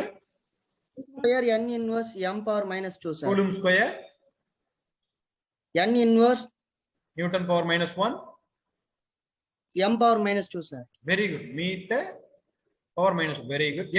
சொல்லுங்க பார்க்கலாம். சுரேந்தர் சொல்லுங்க, எப்படி சொன்னீங்க சார்? அந்த k ஓட யூனிட் சொல்லும்போது அதுல எப்சிலான் நாட் வரும் சார். அது வந்து வெரி குட். அவ்வளவுதான் குழந்தைங்க. ஜஸ்ட் என்ன பண்றீங்க, இந்த ஈக்குவேஷன்ல எப்சிலான் நாட் அங்க கொண்டு போறீங்க, k வைக்கல கொண்டு வரீங்க, முடிஞ்சு போச்சு. பாருங்க அப்ப என்ன ஆகும்னா, ஆக்சுவலி நமக்கு என்ன ஃபார்முலா தெரியும்? k = 1/4π தெரியும். அப்ப எப்சிலான் நாட்டோட யூனிட் பார்க்கணும். அப்ப எப்சிலான் நாட் = 1/4πk முடிஞ்சு போச்சு. அப்ப k ஓட யூனிட் நமக்கு என்ன சொல்லிட்டோம்? மத்த எல்லாம் கான்ஸ்டன்ட். அப்ப என்ன ஆகும்னா k ஓட ஃபார்முலா என்ன பார்த்தோம்? Newton metre square c power -2. இது மேல போச்சுன்னா என்ன ஆகும்? அப்ப n power -1 m power -2 coulomb square. So அதுதான் இங்க. சரியா? அப்ப எத்தனாட்டோட value 8.854 into 10 power minus 12 coulomb square Newton power -1 metre power -2. இது தேர்ட் பாயிண்ட். சரியா? நெக்ஸ்ட் வந்து பாத்தீங்கன்னா ஃபோர்த் பாயிண்ட்.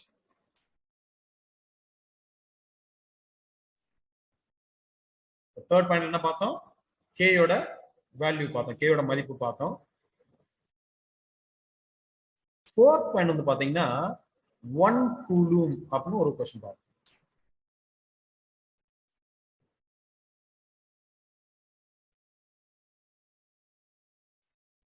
ஃபோர்த் பாயிண்டா பார்த்தோம்.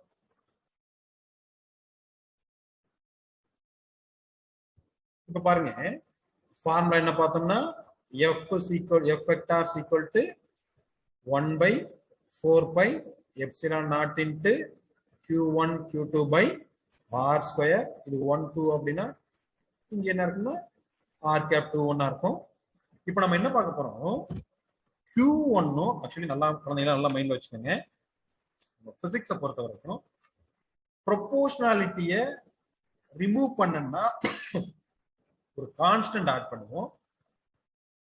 அந்த கான்ஸ்டன்டோட வேல்யூ ஃபைண்ட் அவுட் பண்ணோம்னா ரிமைனிங் ரைட் ஹேண்ட் சைடு என்னென்ன குவான்டிட்டி இருக்கோ அதெல்லாம் 1 யூனிட்னு எடுத்துக்கணும். கவனிங்க, பிசிக்ஸ்ல ப்ரொபோர்ஷனாலிட்டி ரிமூவ் பண்ணோம் அப்படின்னா ஒரு மாறிலியை சேர்ப்போம். அந்த மாறிலியோட மதிப்பு கண்டுபிடிக்கணும் அப்படின்னா ஈக்குவேஷன்ல வலதுகை பக்கம் என்னென்ன இருக்கோ அதெல்லாம் ஓரளவுன்னு சொல்லிருங்க. சொல்லிட்டீங்கன்னா நாம ஆட் பண்ண கான்ஸ்டன்டோட வேல்யூ கண்டுபிடிச்சோம். சரியா? அப்ப இங்க பாருங்க, இதுதான் என்னது நாம ஆட் பண்ண கான்ஸ்டன்ட் கேன்னு சொன்னோம். அப்ப அந்த கேயோட வேல்யூ பார்க்கணும்னா இந்த ஈக்குவேஷன்ல ரைட் ஹேண்ட் சைடு என்னென்ன இருக்கோ அதெல்லாம் ஓரளவு சொல்லுங்க. 1 யூனிட்னு சொல்லுங்க. சொல்லுங்க பாப்போம். அப்ப என்ன இருக்கு? Q1 இருக்கு, அடுத்து என்ன இருக்கு? Q2 இருக்கு, R இருக்கு. அப்ப Q1ஐயும் Q2ஐயும் நாம ஒரு கூலும்னு எடுத்துக்கலாமா? ஏன்னா யூனிட் ஆஃப் சார்ஜ், மின்னூட்டத்தின் அலகு கூலும். அப்போ ஓரலகுன்னு எடுத்துக்கலாம், ஒரு கூலும். அப்போ ரிமைனிங் என்ன இருக்கு? டிஸ்டன்ஸ். அப்ப R வந்து 1 மீட்டர், R வந்து 1 மீட்டர். அப்போ இதை இந்த ஈக்குவேஷன்ல சப்ஸ்டிட்யூட் பண்ணுங்க. என்னன்னு பாருங்க, F வெக்டார் 1 2. அல்லது நீங்க என்ன பண்ணிக்கீங்க, இதுக்கு ஜெனரலைஸ்டு ஃபார்முலா யூஸ் பண்ணிக்கோங்க. இது வேண்டாம், வெக்டர் சிம்பிள் வேண்டாம். ஏன்னா கான்ஸ்டன்டோட வேல்யூ தானே பார்க்க போறோம். அப்ப என்னன்னு பாருங்க குழந்தைங்களா,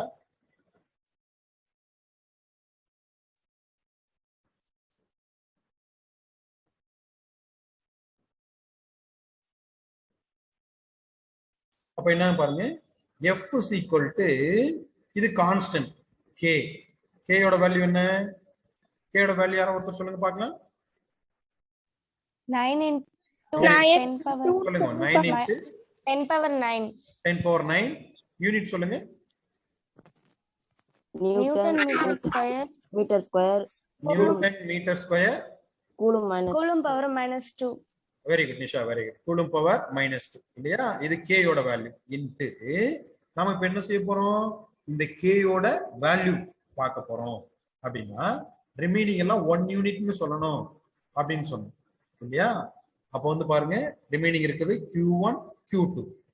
அப்ப Q1 வந்து ஒரு கூலும் இன்ட்டு Q2வும் ஒரு coulomb divided by distance 1 metre. 1 metre square. என்ன பாருங்க, இந்த மீட்டர் ஸ்கொயரும் இந்த மீட்டர் ஸ்கொயரும் கேன்சல் ஆயிடும். இந்த கூலும் பவர் -2வும் இந்த கூலும் என்ன ஆயிடும்? கேன்சல் ஆயிடும். அப்ப என்ன பாருங்க, இங்க ஆக்ட் பண்ணக்கூடிய ஃபோர்ஸோட value 9 into 10 to the power of 9 Newton. 9 into 10 power 9 Newton.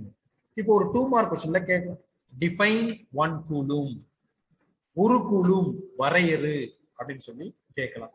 இது உங்களோட புக்ல டைரக்டா டெஃபினிஷன் கொடுத்துருக்க மாட்டாங்க, நான் சொல்றேன், நீங்க கரெக்டா நோட் பண்ணிக்கோங்க. உங்களோட புக்ல டிஃபைன் 1 கூலும்கான டெஃபினிஷன் டைரக்டா இல்ல.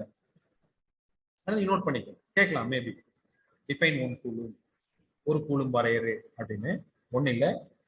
இப்ப நாம இங்க சொன்ன விஷயத்தை அப்படியே எக்ஸ்பிளைன் பண்ண பாருங்க.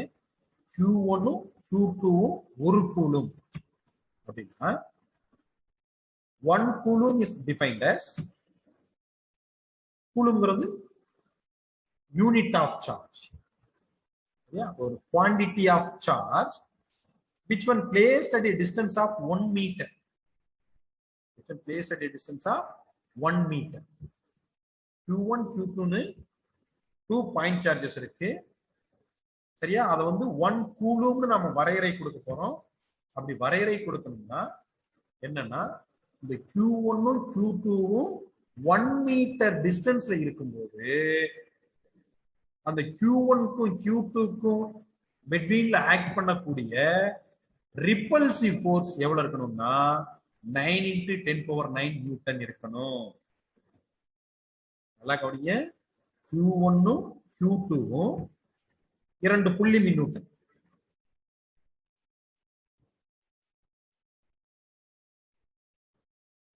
சரியா, ரெண்டுக்கு இடைப்பட்ட இடைவெளி எவ்வளவு இருக்குன்னா 1 மீட்டர். அப்ப இந்த Q1க்கும் Q2க்கு இடையில 1 மீட்டர் இடைவெளி இருக்கும்போது இந்த 2 பாயிண்ட் சார்ஜஸ் எக்ஸ்பீரியன்ஸ் பண்ணக்கூடிய ஃபோர்ஸோட வேல்யூ 9 × 10⁹ நியூட்டனா இருந்துச்சுன்னா Q1 ஓட வேல்யூ Q2 ஓட வேல்யூ எவ்வளவு இருந்திருக்கும்? 1 கூலுமா. டெஃபினிஷன் சொல்றேன் கவனிங்க. 1 coulomb is defined as quantity of charge which when placed at a distance of 1 meter in air or vacuum which produces a repulsive force of 9 × 10⁹ Newton. ஒரு coulomb மின்னூட்டம் வரையறு அப்படின்னா 2 புள்ளி மின்னூட்டங்களானது 1 metre இடைவெளியில் பிரித்து வைக்கப்படும் பொழுது அவற்றிற்கு இடையேயான விலக்கு விசை 9 × 10⁹ நியூட்டன் எனில் அங்கு உள்ள 2 புள்ளி மின்னூட்டங்களின் மதிப்பு 1 கூலும். புள்ளி மின்னூட்டங்களின் மதிப்பு 1 கூலும். சரியா? யாராவது ஒருத்தர் இந்த டெஃபினிஷன் சொல்ல முடியுமா? மைக் அன்மியூட் பண்ணி. ஒண்ணு இல்ல, ஜஸ்ட் இந்த கான்செப்டை மட்டும் புரிஞ்சுக்கங்க. திருப்பி சொல்றேங்க. நீங்க Q1 Q2 2 பாயிண்ட் சார்ஜஸ் இருக்கு. இந்த 2 பாயிண்ட் சார்ஜஸ்க்கு பிட்வீன்ல உள்ள டிஸ்டன்ஸ் 1 மீட்டர்னு எடுத்துக்கிறோம். அப்படி 1 மீட்டர் டிஸ்டன்ஸா இருந்துச்சுன்னா நாம இமேஜின் பண்றோம் Q1 Q2 1 coulomb unit charge அப்படின்னு எடுத்துக்கிறோம். அப்ப எடுத்துக்கிட்டு இந்த ஈக்குவேஷன்ல அப்ளை பண்ணும்போது நமக்கு என்ன ஆன்சர் கிடைக்கும்?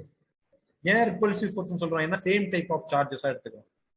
Q1 பாசிட்டிவ்னா Q2 positive, Q1 நெகட்டிவ்னா Q2 நெகட்டிவ்னு எடுத்து அப்படி எடுத்துக்கும் போது இங்க ரிப்பல்சிவ் ஃபோர்ஸோட ஆன்சர் 9 × 10⁹ நியூட்டன் அப்படிங்கிறது. டெஃபினிஷன் சொல்றேன் கவனிங்க. 1 coulomb is defined as the quantity of charge. நமக்கு எவ்வளவு தெரியாது, இனிமே தான் சொல்ல போறோம். 1 கூலும்னு எக்ஸ்பிளனேஷன் கொடுக்க போறோம். அப்போ ஒரு குவாண்டிட்டி ஆஃப் சார்ஜ் எடுத்துக்கோங்க. Quantity of charge which when placed at a distance of 1 meter. எங்க இருக்கலாம்? ஏர் மீடியம்ல இருக்கலாம், இல்ல வேக்யூம்ல. அப்படி இருக்கும்போது சேம் டைப் ஆஃப் சார்ஜஸ் பாத்தீங்களா? அப்ப என்ன ஃபோர்ஸ் இருக்கும்? ரிப்பல்சிவ் ஃபோர்ஸ் இருக்கும். அப்ப which experiences a repulsive force of 9 × 10⁹ Newton அப்படின்னு சொல்றோம். 2 புள்ளி மின்னூட்டங்களானது 1 மீட்டர் இடைவெளியில் பிரித்து வைக்கப்படும் பொழுது அது உணரக்கூடிய விலக்கு விசையின் மதிப்பு 9 × 10⁹ நியூட்டன் தான். அது 1 கூலும் மின்னூட்டம் அப்படின்னு சொல்றோம். யாராவது ஒருத்தர் மைக் அன்மியூட் பண்ணிட்டு சொல்லுங்க பார்க்கலாம். தெரிஞ்சவங்க சொல்லுங்க. Sir, definition, sir. நிஷா சொல்லுங்கம்மா.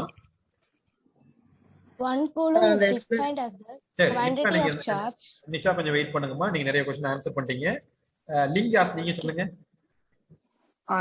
1 coulomb is defined as a quantity of charge placed at the distance of 1 meter in a medium which produces the repulsive force of 9 × 10⁹ Newton. Very good, very good, very good. லிங்காஸ் very good. Students எல்லாரும் லிங்காஸ்க்கு கை தட்டலாம்.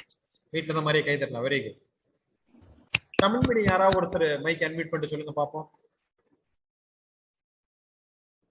Tamil medium யாராவது ஒருத்தர் mic admit பண்ணி சொல்லுங்க. Tamil medium students very good. 12 ஸ்டூடெண்ட்ஸ்மே ரெகுலரா class attend பண்றீங்க. ஒருத்தர் கூட ஆப்சென்டீஸ் இல்ல, ரெகுலரா கிளாஸ் அட்டன் பண்றீங்க. Very good. யாராவது ஒருத்தர் மைக் அட்மிட் பண்ணிட்டு ஒரு கூலும் வரையறு, அதுக்கான வரையறை பழனிவேல் சொல்லுங்க சார். நீங்க தமிழ் ஃபர்ஸ்ட் சொல்லுங்க சார், அடுத்து சொல்றேன். Very good. கவனிங்க, திருப்பி சொல்றேன், கவனிங்க தம்பி. ஒரு கூலும் அப்படின்னா 2 புள்ளி மின்னூட்டங்களானது 1 மீட்டர் இடைவெளியில் பிரித்து வைக்கப்படும் பொழுது, காற்றிலோ அல்லது வெற்றிடத்திலோ 1 மீட்டர் இடைவெளியில் பிரித்து வைக்கப்படும் பொழுது அவற்றிற்கு இடையேயான விலக்கு விசையின் மதிப்பு 9 × 10⁹ நியூட்டன் எனில் அது என்னது? அங்குள்ள மின்னூட்டங்களின் மதிப்பு ஒரு கூலும். பழனிவேல் புரியுதாமா? திருப்பி சொல்றேங்க நீங்க. ஒரு கூலும் அப்படின்னா ரெண்டுமே என்ன செய்யணும்? இது பாசிட்டிவ், இது நேர்மின் துகள்னா இதுவும் நேர்மின் துகளா இருக்கணும், இது எதிர்மின் துகள்னா இதுவும் எதிர்மின் துகளா இருக்கணும். சரியா? அப்ப ஒத்த மின்னூட்டங்களானது காற்றிலோ அல்லது வெற்றிடத்திலோ 1 மீட்டர் இடைவெளியில் பிரித்து வைக்கப்படும் பொழுது அவற்றிற்கு இடையேயான விலக்கு விசையின் மதிப்பு 9 × 10⁹ நியூட்டன் அப்படின்னா மின்னூட்டங்களின் மதிப்பு ஒரு கூலும். பழனிவேல் புரியுதாமா? சொல்லாமா நீங்க? பழனிவேல் சார் சொல்லுங்க சார். சொல்லுங்க பழனிவேல்.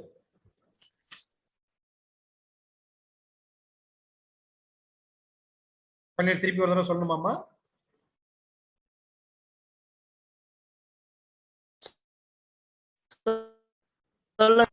நீங்க தப்பா சொன்னா கூட பரவாயில்ல, சொல்லுங்க பாப்பா, ஜஸ்ட் ட்ரை பண்ணுங்க.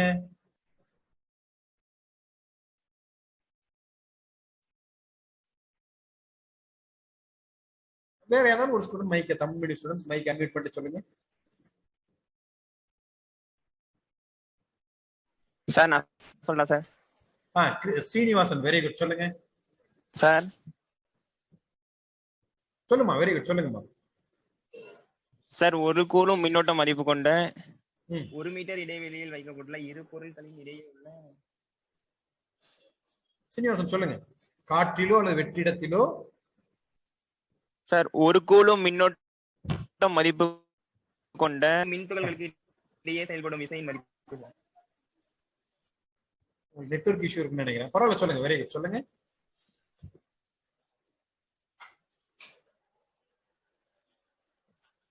சீனிவாசன் சொல்லுங்க. சார், ஒரு கூலும். சொல்லுமா, வெரி குட். ஒரு கூலும் மின்னோட்ட மதிப்பு கொண்ட 2 மீட்டர் இடைவெளி 1 மீட்டர் இடைவெளியில் வைக்கப்பட்டுள்ள இரு மின்துகள்கள் இடையே செயல்படும் விசையின் மதிப்பு ஒரு கூலும் மதிப்பு. அது என்ன விசையா இருக்கும்? கவர்ச்சி விசையா இருக்குமா, விலக்கு விசையா இருக்குமா? விலக்கு விசை. Very good. என்ன விசை?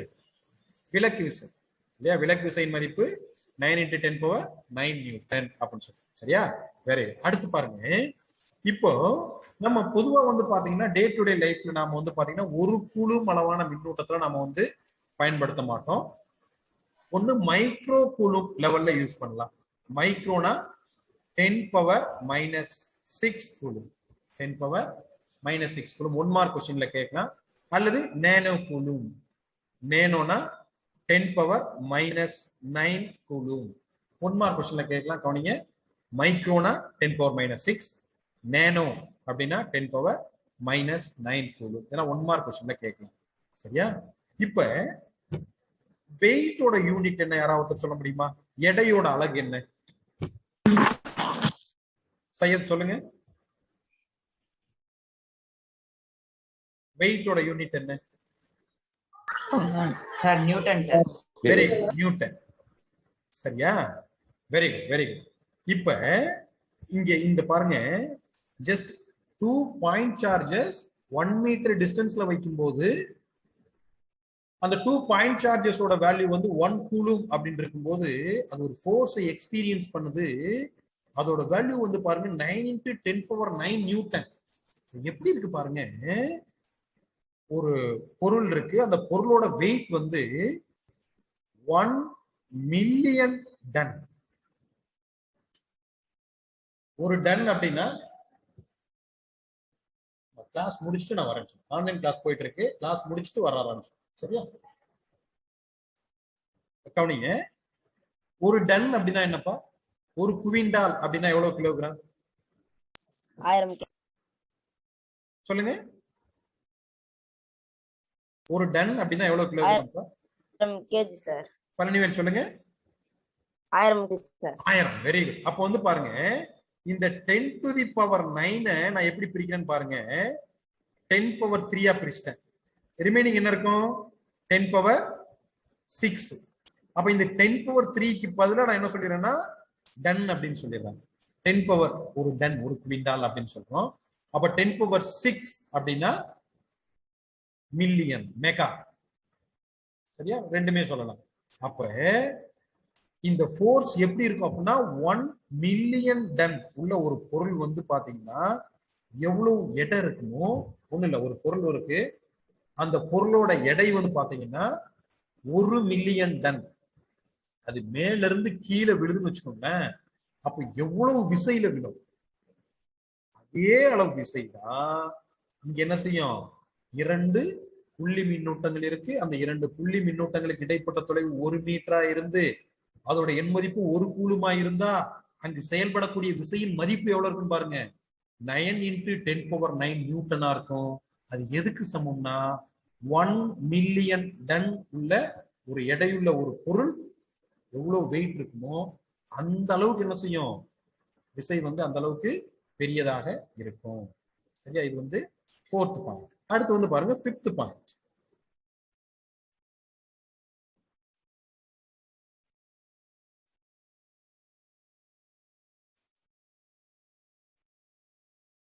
ஃபிஃப்த் பாயிண்ட் வந்து பாத்தீங்கன்னா ரிலேட்டிவ் பெர்மிட்டிவிட்டி.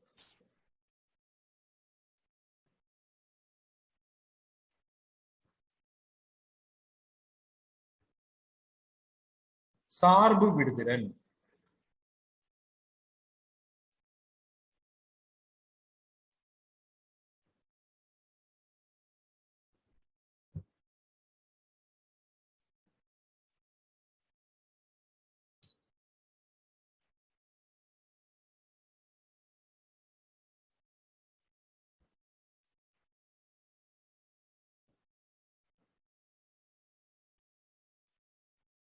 ரைட். ஸோ இப்போ நாம ஏற்கனவே ஃபார்முலா பார்த்தோம். என்ன பார்த்தோம்னா F vector equal to 1/4πε0 Q1 Q2/r² பார்த்தோம் இல்லையா குழந்தைங்களா? இதுல ε0னா காற்றிலோ அல்லது வெற்றிடத்திலோ வைக்கும் பொழுது ε0 அப்படின்னு சொன்னோம். சரியா? இப்ப இதே ஒரு ஊடகத்துல வைக்கணும்னு வச்சுக்கோங்களேன். உதாரணத்துக்கு ஒரு வாட்டர் சர்ஃபேஸ் இருக்கு, நீர் ஊடகத்துள்ள இந்த Q1ஐயும் Q2ஐயும் வைக்கிறோம். ஒரு ஊடகத்துல வைக்கிறோம். ஒரு மீடியம்ல வச்சோம் அப்படின்னா அப்ப என்ன சொல்லுவோம் அப்படின்னா F வெக்டார் M = 1/4πε அப்படின்னு சொல்லுவோம். எல்லாம் மைண்ட்ல வச்சுக்கோங்க குழந்தைங்களா.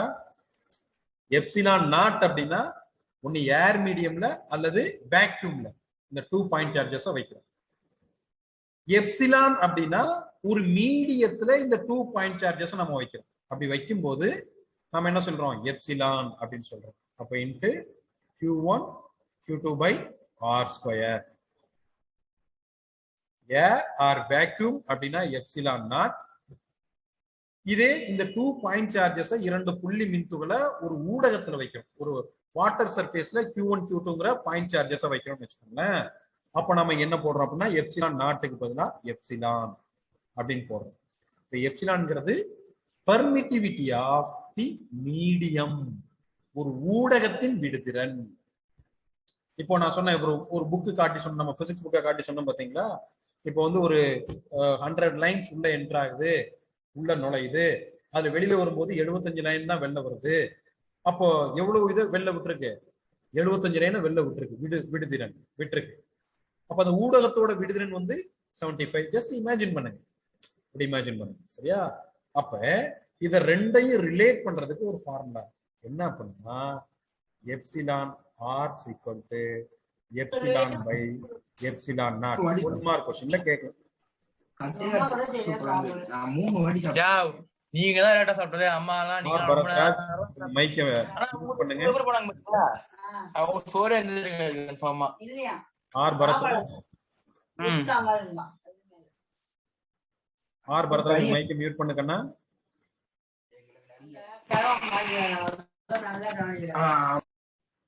ரைட் கவனிங்கம்மா. அப்போ இந்த எப்சிலான் ஆர்ங்கிறது ரிலேட்டிவ் பெர்மிட்டிவிட்டி, சார்பு விடுதிறன். அப்போ சார்பு விடுதிறன் அப்படிங்கிறது என்ன பண்ணாங்கன்னா the ratio between permittivity of the medium to the permittivity of air or vacuum. Air or vacuum. அது ஒரு ஊடகத்தின் விடுதிறனுக்கும் காற்று அல்லது வெற்றிடத்தின் விடுதிறனுக்கும் இடைப்பட்ட தகவத்தை நம்ம என்ன சொல்றோம் அப்படின்னா ஒப்புமை அல்லது சார்பு விடுதிறன் அப்படின்னு சொல்றோம். சார்பு விடுதிறன் அல்லது ஒப்புமை விடுதிறன் அப்படின்னு சொல்றோம். அப்போ இந்த எப்சிலான் ஆர் வந்து பாத்தீங்கன்னா காற்று ஊடகத்திற்கு ஏர் ஆர் வேக்யூம்க்கு 1 எல்லாம் மைண்ட் வச்சுக்கோங்க. ஒண்ணு காற்றுக்கு அல்லது வந்து வெற்றிடத்தின் சார்பு விடுதிறன் ஒப்புமை விடுதிறன் வந்து பாத்தீங்கன்னா 1 மார்க் கொஸ்டின்ல கேட்கலாம். இதுவே வந்து பாத்தீங்கன்னா வாட்டர் சர்ஃபேஸா இருந்துன்னு வச்சுக்கோங்களேன். வாட்டர் சர்ஃபேஸ் நீர் ஊடகத்துல வந்து நாம வந்து Q1 Q2 2 புள்ளி மினியூட்டங்களை வச்சிருக்கோம்னு வச்சுக்கோங்களேன். எப்சிலான் ஆரோட மதிப்பு 81 இருக்கும். எப்சிலான் ஆரோட மதிப்பு 81. இதே நீங்க ஏர் மீடியம்ல வச்சீங்கன்னா எப்சிலான் ஆரோட மதிப்பு 1 தான். சரியா? அப்ப எப்சிலான் ஆரோட மதிப்பு மற்ற எல்லா ஊடகத்திற்கும் 1 விட அதிகமா இருக்கும். எதை தவிர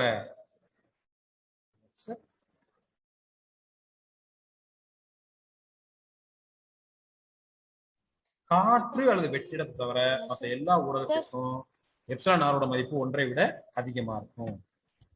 சரியா? ரைட். கொஞ்சம் ஃபாஸ்டா முடிச்சிடலாம். ஏன்னா உங்களுக்கு டேட்டா நினைக்கிறேன். இன்னும் ஒரு 3 பாயிண்ட்ஸ் கொஞ்சம் ஃபாஸ்டா முடிச்சிடலாம். ரைட். நெக்ஸ்ட் 6th பாயிண்ட் வந்து பாத்தீங்கன்னா கூலும்ஸ் லா வந்து ஒபே நியூட்டன்ஸ் தேர்ட் லா. சார் ஒரு டவுட் சார். ஆமா சொல்லுங்கம்மா. நிஷா சொல்லுங்க. சார் மீடியம் வந்து வாட்டர் சர்ஃபேஸ் மட்டும் தான் இருக்கணுமா சார்? எந்த மீடியம் வேணாலும் இருக்கலாம். Very good very good. நல்ல क्वेश्चन கேட்டிருக்காங்க. ஏன் சார் அதை வாட்டர்ல மட்டும் தான் வைக்கணுமா? எந்த மீடியம்ல வேணாலும் வைக்கலாம். இப்போ நான் ஒரு புக் காட்டினேன், நம்ம பிசிக்ஸ் புக் காட்டினேன். சரி, அதுவும் ஒரு ஊடகம் தான், அதுலயும் வைக்கலாம். எந்த மீடியம்ல வேணாலும் வைக்கலாம். ஜஸ்ட் நான் வந்து உங்களுக்கு வாட்டரா இருந்துச்சுன்னா 81 இருக்கும் ஒரு எக்ஸாம்பிள் சொல்லிருக்கேன். Yes sir. சரியாமா? Okay sir. அடுத்து வந்து பாருங்க 6th பாயிண்ட் வந்து பாத்தீங்கன்னா இட் ஒபே நியூட்டன்ஸ் தேர்ட் லா.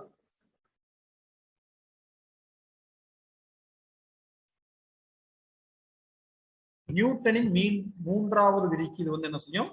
உட்படும் அப்படின்னு பார்க்க போறோம். அது 6th பாயிண்ட். கொஞ்சம் சீக்கிரம் முடிச்சிடலாம்ப்பா. இன்னும் 2 பாயிண்ட் தான் முடிச்சிடலாம். இப்போ வந்து பாருங்க நம்ம ஃபார்முலா என்ன பார்த்தோம் அப்படின்னா F வெக்டார் 2 1 இருந்துச்சுன்னா ஃபார்முலா என்ன பார்த்தோம்? K into Q1 Q2 by R square into R cap 1 2ன்னு பார்த்தோம் இல்லையா? இதே வந்து பாத்தீங்கன்னா F வெக்டார் 1 2னா என்ன பார்த்தோம்? யாராவது ஒருத்தர் சொல்லுங்க பார்க்கலாம். யாராவது ஒருத்தர் மைக் அன்மியூட் பண்ணி சொல்லுங்க குழந்தைங்களா. R cap 2 1 R cap 2 1 very good very good. ஆனா அங்கே நம்ம இன்னொரு பாயிண்ட் பார்த்தோம். R கேப் 1 2ங்கிறது எப்படி இருக்கும்? Opposite direction. ஈக்குவலா இருக்கும். ஆனா என்ன செய்யும்? Negative. Minus R cap 2 1 sir. Minus R. அப்ப நீங்க என்ன பண்ணுங்க அப்படின்னா இந்த R கேப் 1 2 க்கு பதிலா minus of R cap 2 1 substitute பண்ணலாமா இங்க?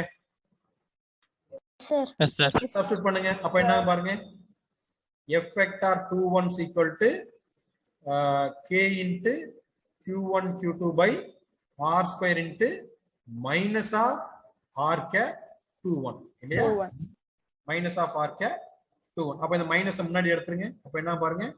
minus K into Q1 Q2 by R square R cap 2 1. இது என்னது? F vector 2 1. அப்ப இது என்ன பாருங்க? இது என்னது F vector 1 2 இல்லையா? அப்ப என்ன பாருங்க, F vector 2 1 is equal to minus of F vector 1 2. 1 2. Newton's third law என்னது? Every action there must be equal and opposite reaction. ஒவ்வொரு விசைக்கும் அதற்கு சமமான எதிர் விசை உண்டு அப்படிங்கிறது நியூட்டன்ஸ் தேர்ட் லா. அப்ப அதுதான் இங்க இரண்டாவது மின்துகளானது முதலாவது மின்துகளால் உணரக்கூடிய விசையும், முதலாவது மின்துகளானது இரண்டாவது மின்துகளால் உணரக்கூடிய விசையும் எண் மதிப்பு சமமா இருக்கும். ஆனா டைரக்ஷன் வந்து எப்படி இருக்கும்? எதிரெதிர் திசையில இருக்கும். சரியா? இது 6th பாயிண்ட். அடுத்து 7th பாயிண்ட் வந்து பாத்தீங்கன்னா,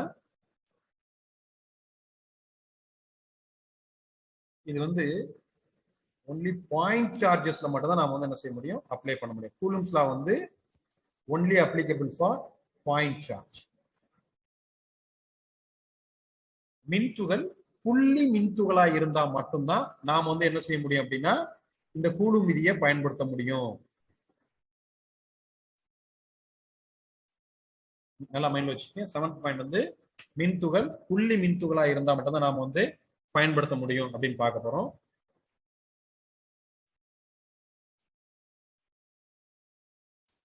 இப்ப பாருங்க, இப்போ கூலும் வந்து பாத்தீங்கன்னா இது வந்து டார்ஷன் பேலன்ஸ். நான் ஒரு டயகிராம் ஷேர் பண்ணிருக்கேன், தெரியுதா உங்களுக்கு? Yes sir. சார்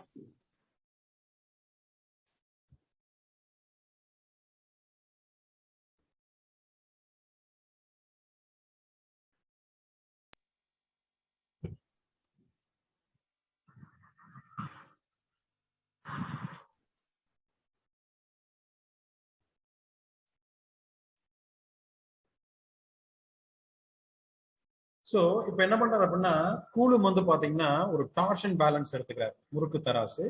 சோ இதுல வந்து பாருங்க, இதை வந்து அவர் என்ன பண்றாருன்னா Q1 எடுத்துக்கிறாரு, இதை வந்து Q2 எடுத்துக்கிறாரு. 2 ஸ்பியர், சரியா? 2 கோளங்கள். அந்த 2 கோளங்களை அவர் எப்படி இமேஜின் பண்றாருன்னா பாயிண்ட் சார்ஜஸா இமேஜின் பண்றாரு. ஒரு பாயிண்ட் சார்ஜஸ் எடுத்துக்கல, 2 ஸ்பியர் எடுத்துக்கிட்டு 2 கோளங்களை எடுத்துக்கிட்டு அந்த 2 கோளங்களை அவர் எப்படி இமேஜின் பண்ணிக்கிறாரு? 2 பாயிண்ட் சார்ஜஸா இமேஜின் பண்றாரு.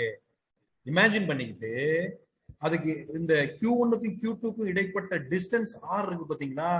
இந்த R வந்து பாத்தீங்கன்னா இந்த 2 ஸ்பியர், அந்த ஸ்பியரோட ரேடியஸ் இருக்கு பாத்தீங்களா? Radius very very smaller than distance. அந்த 2 கோளங்களோட ஆரங்கள் 2 கோளத்திற்கு இடைப்பட்ட தொலைவை விட மிக மிக சிறியதா எடுத்துக்கிறாரு. அப்படி மிக மிக சிறியதா எடுத்துக்கிற போது ஆட்டோமேட்டிக்கா அதை எப்படி நம்ம இமேஜின் பண்ணிக்கலாம்? பாயிண்ட் சார்ஜ் தான் இமேஜின் பண்ணிக்கலாம். புள்ளி மின்துகளா நாம வந்து என்ன செஞ்சுக்கலாம்? எடுத்துக்கலாம். அப்படி வச்சுக்கிட்டு தான் அவர் என்ன பண்றாரு? இந்த சோதனையவே செய்யறாரு. ஃபார்முலா டெரைவ் பண்றாரு பாருங்க, F proportional to Q1 Q2 by R square ன்னு. அந்த ஃபார்முலாவையே எப்படி டெரைவ் பண்றாருன்னா இந்த டார்ஷன் பேலன்ஸ்ல 2 ஸ்பியர் எடுத்துக்கிறாரு, அவற்றுக்கு உள்ள டிஸ்டன்ஸ் ஆர்னு எடுத்துக்கிறாரு. அந்த டிஸ்டன்ஸ் வந்து பாத்தீங்கன்னா அந்த ஸ்பியரோட ரேடியஸை வச்சு much more than that of greater அப்படின்னு எடுத்துக்கிறாரு. அதிகமா எடுத்துக்கிறாரு. 2 புள்ளி மின்னூட்டங்களுக்கு இடைப்பட்ட தொலைவானது 2 கோளங்களின் ஆரங்களை விட பன்மடங்கு என்ன செய்யும்? அதிகமா. அப்படின்னா நம்ம இதை என்ன செய்யலாம்? Q1 Q2வையும் பாயிண்ட் சார்ஜஸா நாம வந்து என்ன செஞ்சுக்கலாம்? எடுத்துக்கலாம். அப்படி எடுத்துக்கிட்டு தான் இந்த சோதனையை பண்றாரு. அப்ப கூலும் விதி வந்து பாத்தீங்கன்னா புள்ளி மின்னூட்டங்களுக்கு மட்டும்தான் நாம வந்து என்ன செய்ய முடியும்? அப்ளை பண்ண முடியும். மின்துகள் புள்ளி மின்துகளா இருக்கும்போது மட்டும்தான் இந்த கூலும் விதியை நாம வந்து பயன்படுத்த முடியும். இது வந்து 7th பாயிண்ட். 8th பாயிண்ட் வந்து பாத்தீங்கன்னா ஏற்கனவே நம்ம படிச்சதுதான், comparison between coulomb force and gravitation force.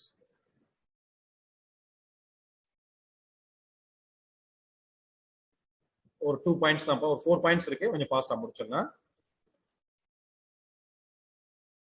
Students class continue பண்ணலாம், ஒன்றும் பிரச்சனை இல்லையா? Yes sir. Yes sir. Students நீங்க தான் சொல்லணும், கண்டினியூ பண்ணலாமா இல்ல கிளாஸ் முடிச்சுக்கலாமா? கண்டினியூ பண்ணலாம். சொல்லுங்கம்மா. ரசூல் சார் பர்வீன் மோனிஷாவோட ஃபோன் சார்ஜர் காலி ஆயிடுச்சாம் சார். ஓகே அவங்க பரவாயில்ல உங்களுக்கு லேப்டாப்ல ஃபர்ஸ்ட் அதனால அவ டைம் ட்ரை போயிட்டாராம் பண்ணலாமா சார். போடுறோமா ஒன்றும் பிரச்சனை இல்லை. Yes sir. ஓகே நான் ஒரு ஜஸ்ட் 4 பாயிண்ட்ஸ் தான் நீங்க தான் சொல்ல போறீங்க ஆன்சர் சொல்ல போறீங்க முடிச்சோம். 8 பாயிண்ட் வந்து பாத்தீங்கன்னா கம்பேர் பண்ண போறோம்.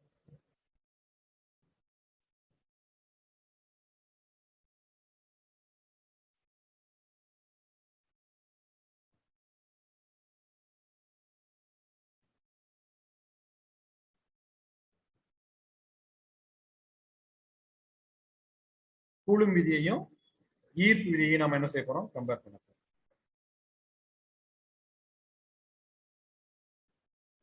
சரியா நீங்களே சொல்லுங்க பார்க்கலாம் பாயிண்ட் சொல்லாம ஸ்டூடண்ட்ஸ் யாரும் மைக் அன்மியூட் பண்ணிட்டு சொல்லுங்க பாப்போம். சார் சொல்லுங்க பாலாஜி சொல்லுங்க. சார் கூலம்ல வந்து அட்ராக்டிவா இருக்கும் சார், அட்ராக்டிவாவும் இருக்கும் ரிப்பல்சிவாவும் இருக்கும் சார். கிராவிடேஷனல் ஃபர்ஸ்ட் பாயிண்ட் பாருங்க பாலாஜி வந்து அருமையா சொல்லியிருக்காரு.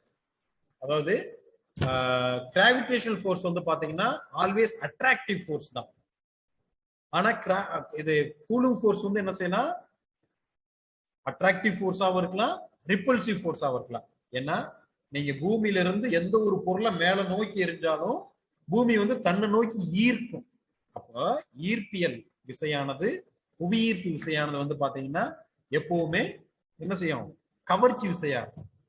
ஆனா கூலும் விதியில ஒரே வகையான மின்னூட்டங்களா இருந்தா விலக்கு விசையா இருக்கும், வெவ்வேறு வகை மின்னூட்டங்களா இருந்தா ஈர்ப்பு விசையா இருக்கும்.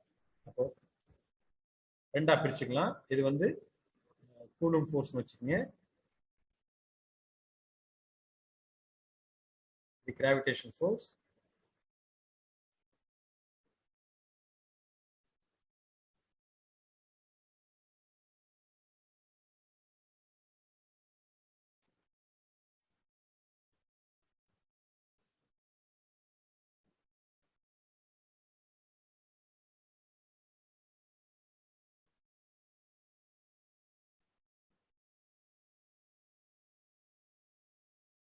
ஃபர்ஸ்ட் பாயிண்ட் பாருங்க, கிராவிடேஷன் ஃபோர்ஸ் வந்து எப்பவுமே எப்படி இருக்கும் அட்ராக்டிவ் ஃபோர்ஸா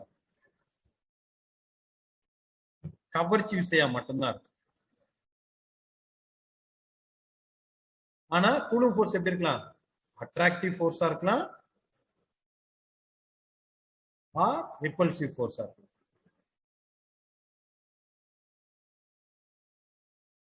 கவர்ச்சி விசை அல்லது விலக்கு விசை.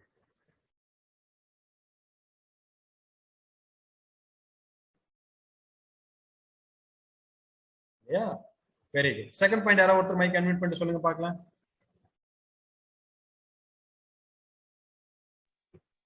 சார் பாலாஜி சொல்லுங்க.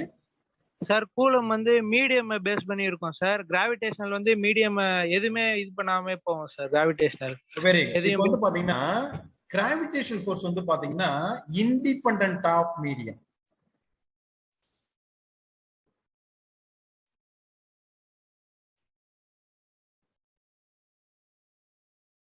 அதாவது அதாவது புவியீர்ப்பு விசையானது ஊடகத்தை சார்ந்து இருக்காது.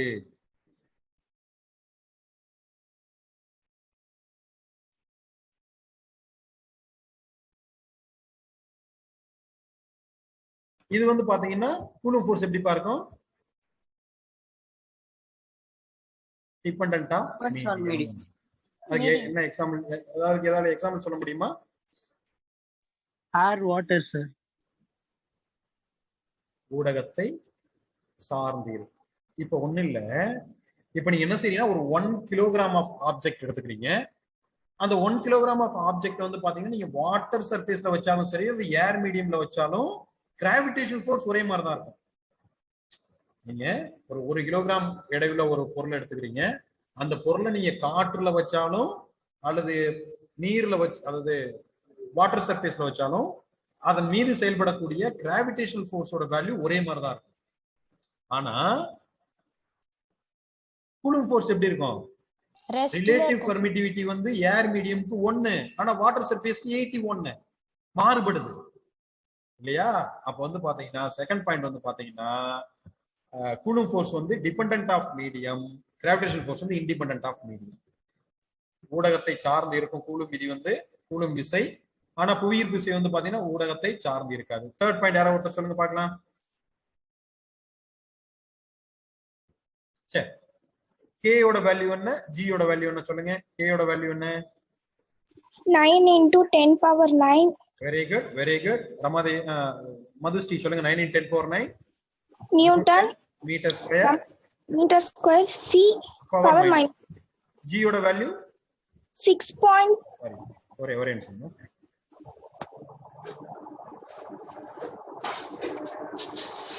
சொல்லுங்க. 6.62 into 10 power minus 11 n m square kg per minus 2.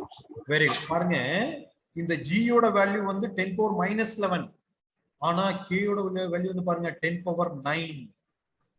அப்ப எந்த ஃபோர்ஸ் வந்து மேக்ஸிமமா இருக்கும்? ஒரு ஸ்மாலர் ஆப்ஜெக்ட் எடுத்துக்கிறோம்னா கூலும் ஃபோர்ஸ் வந்து எப்படி இருக்கும்? வெரி வெரி கிரேட்டரா இருக்கும். எதை கம்பேர் பண்ணும்போது? கிராவிடேஷன் ஃபோர்ஸை கம்பேர் பண்ணும்போது. புவியீர்ப்பு விசையை விட இந்த கூலும் விசையோட மதிப்பு வந்து பாத்தீங்கன்னா என்ன பாருங்க, 9 into 10 power 9. சரியா? அப்போ வந்து என்ன செய்யும்? அதிகமா இருக்கும். ஏன்னா ஃபார்முலா என்ன பார்த்தோம்? F is equal to K into Q1 Q2 by R square னு பார்த்தோம். இங்க F is equal to G into M1 M2 by R square னு பார்த்தோம் இல்லையா? ரைட். அப்ப K யோட மதிப்பு இங்க அதிகமா இருக்கு. அப்ப கூலும் விசை தான் எதை விட அதிகமா இருக்கும்? புவியீர்ப்பு விசையை விட அதிகமா இருக்கும். ரைட். அடுத்து 4th பாயிண்ட் வந்து பாத்தீங்க அப்படின்னா, ஒரு ஆப்ஜெக்ட் வந்து ரெஸ்ட்ல இருந்தாலும் மோஷன்ல இருந்தாலும் கிராவிடேஷன் ஃபோர்ஸ் வந்து சேமா இருக்கும். ஆனா கூலும் ஃபோர்ஸ் வந்து ரெஸ்ட்ல இருந்துச்சுன்னா கூலும் ஃபோர்ஸ் மட்டும் இருக்கும். மூவ் ஆச்சு அப்படின்னா அந்த கூலும் ஃபோர்ஸ் கூடயே சேர்ந்து லாரன்ஸ் ஃபோர்ஸும் செயல்படும். மைண்ட்ல வச்சுக்கோங்க. இது வந்து ரெஸ்ட்ல இருந்தாலும் மோஷன்ல இருந்தாலும் கிராவிடேஷனல் ஃபோர்ஸ் வந்து சேமா இருக்கும். பொருள் ஓய்வு நிலையில இருந்தாலும் இயக்க நிலையில இருந்தாலும் புவியீர்ப்பு விசையின் மதிப்பு ஒரே மாதிரி தான் இருக்கும். ஆனா இங்க ரெஸ்ட்ல இருந்துச்சுன்னா கூலும் ஃபோர்ஸ் ஆக்ட் ஆகும்.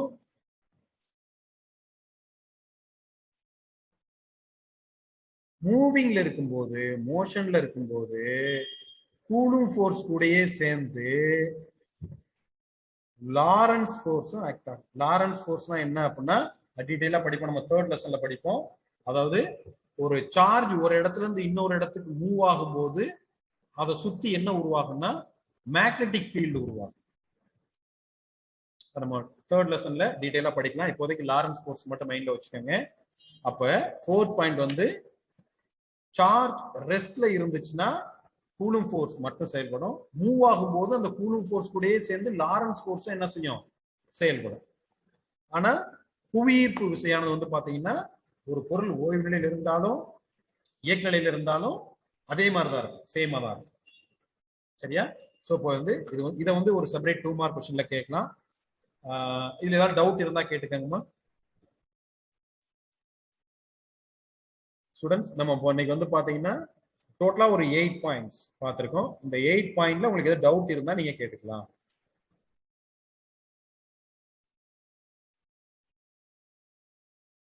யாருக்குமே டவுட் இல்லையாமா? சார் நீங்க கிளாஸ் முடிச்சாலே போதும் அப்படின்றீங்களா? சார் அந்த லாரன்ஸ் திரும்ப ஒரு வாட்டி சொல்லுங்களேன் சார். ஒன்னும் இல்ல குழந்தை. வெரி குட் சுரேந்தர், நல்ல கேள்வி கேட்டிருக்காங்க. லாரன்ஸ் ஃபோர்ஸ்னா என்ன அப்படின்னு நம்ம 3rd லெசன்ல டீடைலா படிப்போம். அதாவது ஒரு சார்ஜ் வந்து பாத்தீங்கன்னா ஒரு இடத்துல இருந்து இன்னொரு இடத்துக்கு மூவ் ஆகும்போது ஒருவேளை சார்ஜோட வேல்யூ வேரி ஆகுது அப்படின்னா அதை சுத்தி என்ன ஆகும் அப்படின்னா மேக்னெட்டிக் ஃபீல்டும் உருவாகும். வச்சுக்கோங்க. Whenever there is a change in electric flux, magnetic field are induced. அதாவது மின்புலத்துல எப்பொழுதெல்லாம் மாற்றம் நிகழ்கிறதோ அப்பொழுதெல்லாம் அதை சுத்தி காந்த புலம் உருவாகும். அந்த காந்த புலத்தை லாரன்ஸ் அப்படின்னு ஒரு அறிவியலாளர் என்ன பண்ணிருப்பாருன்னா விவரிச்சிருப்பாரு. இப்ப எப்படி கூலும் வந்து ஒரு கூலும் ஃபோர்ஸ் எலக்ட்ரோஸ்டாட்டிக் ஃபோர்ஸ்க்கு ஒரு வரையறை கொடுத்தாரோ அதே மாதிரி மேக்னெட்டிக் ஃபோர்ஸுக்கான வரையறையை வந்து லாரன்ஸ் கொடுத்திருப்பார். 3rd லெசன்ல படிப்போம். சோ அதனால இப்போ துகள் இயங்கும் போது கூலும் விசை கூட சேர்ந்து லாரன்ஸ் விசையும் இருக்கு. இப்போதைக்கு அதை மட்டும் மைண்ட்ல வச்சுக்கோங்க. தேர்ட் லெசன்ல டீடைலா அதை படிக்கும். சரியா குழந்தைங்களா? Yes sir. ஓகே, வேற டவுட் இருக்காமா? Yes sir. சரி. சோ நல்லா கவனிங்க குழந்தைங்களா. இன்னைக்கு வந்து பாத்தீங்கன்னா நாம கூலும் ஃபோர்ஸ் பார்த்திருக்கோம், டிஃபைன் ஒன் கூலும் பார்த்திருக்கோம், comparison between coulomb force and gravitation force பார்த்திருக்கோம். இது எல்லாமே பிடிஎஃப் ஃபார்மேட்ல கொஸ்டின் அண்ட் ஆன்சரா உங்களுக்கு வாட்ஸ்அப் குரூப்ல நாங்க ஷேர் பண்ணிருக்கோம். அதை கிளாஸ் ஒர்க் நோட் எல்லாருமே நல்லா மைண்ட்ல வச்சுக்கோங்க குழந்தைங்களா. Long size unruled 192 pages note வாங்கிக்கோங்க. 192 pages long size unruled note வாங்கிக்கோங்க. அதை பிசிக்ஸ்னு நோட்டா அந்த நோட்ல பிசிக்ஸ் மட்டும் எழுதுங்க.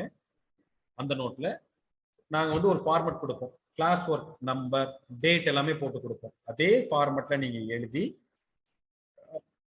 அதை போட்டோ எடுத்து, நான் ஏற்கனவே ஒரு மெயில் ஐடி சொன்னேன், jgnphysics2112@gmail.com. அதாவது நான் அந்த மெயில் ஐடி உங்களுக்கு வாட்ஸ்அப் குரூப்ல கொடுத்துட்றேன். நீங்க ஏற்கனவே +1ல எப்படி நீங்க மெயில் அனுப்பணுங்கிற ஃபார்மேட் எல்லாமே +1லயே உங்களுக்கு சொல்லிட்டோம். ஆனா மெயில் ஐடியை மட்டும் சேஞ்ச் பண்ணியிருக்கோம். jgnphysics2112@gmail.com அப்படிங்கிற மெயில் ஐடிக்கு நீங்க நாளைக்கு ஈவினிங்குள்ள என்ன செய்யணும், எழுதி அனுப்பிச்சிடணும். இன்னைக்கு ஈவினிங்குள்ள உங்களுக்கு வந்து அந்த பிடிஎஃப் ஃபார்மேட்ல கொஸ்டின் அண்ட் ஆன்சர் வந்து நாங்க உங்களுக்கு கொடுத்தோம். சரியா குழந்தைங்களா?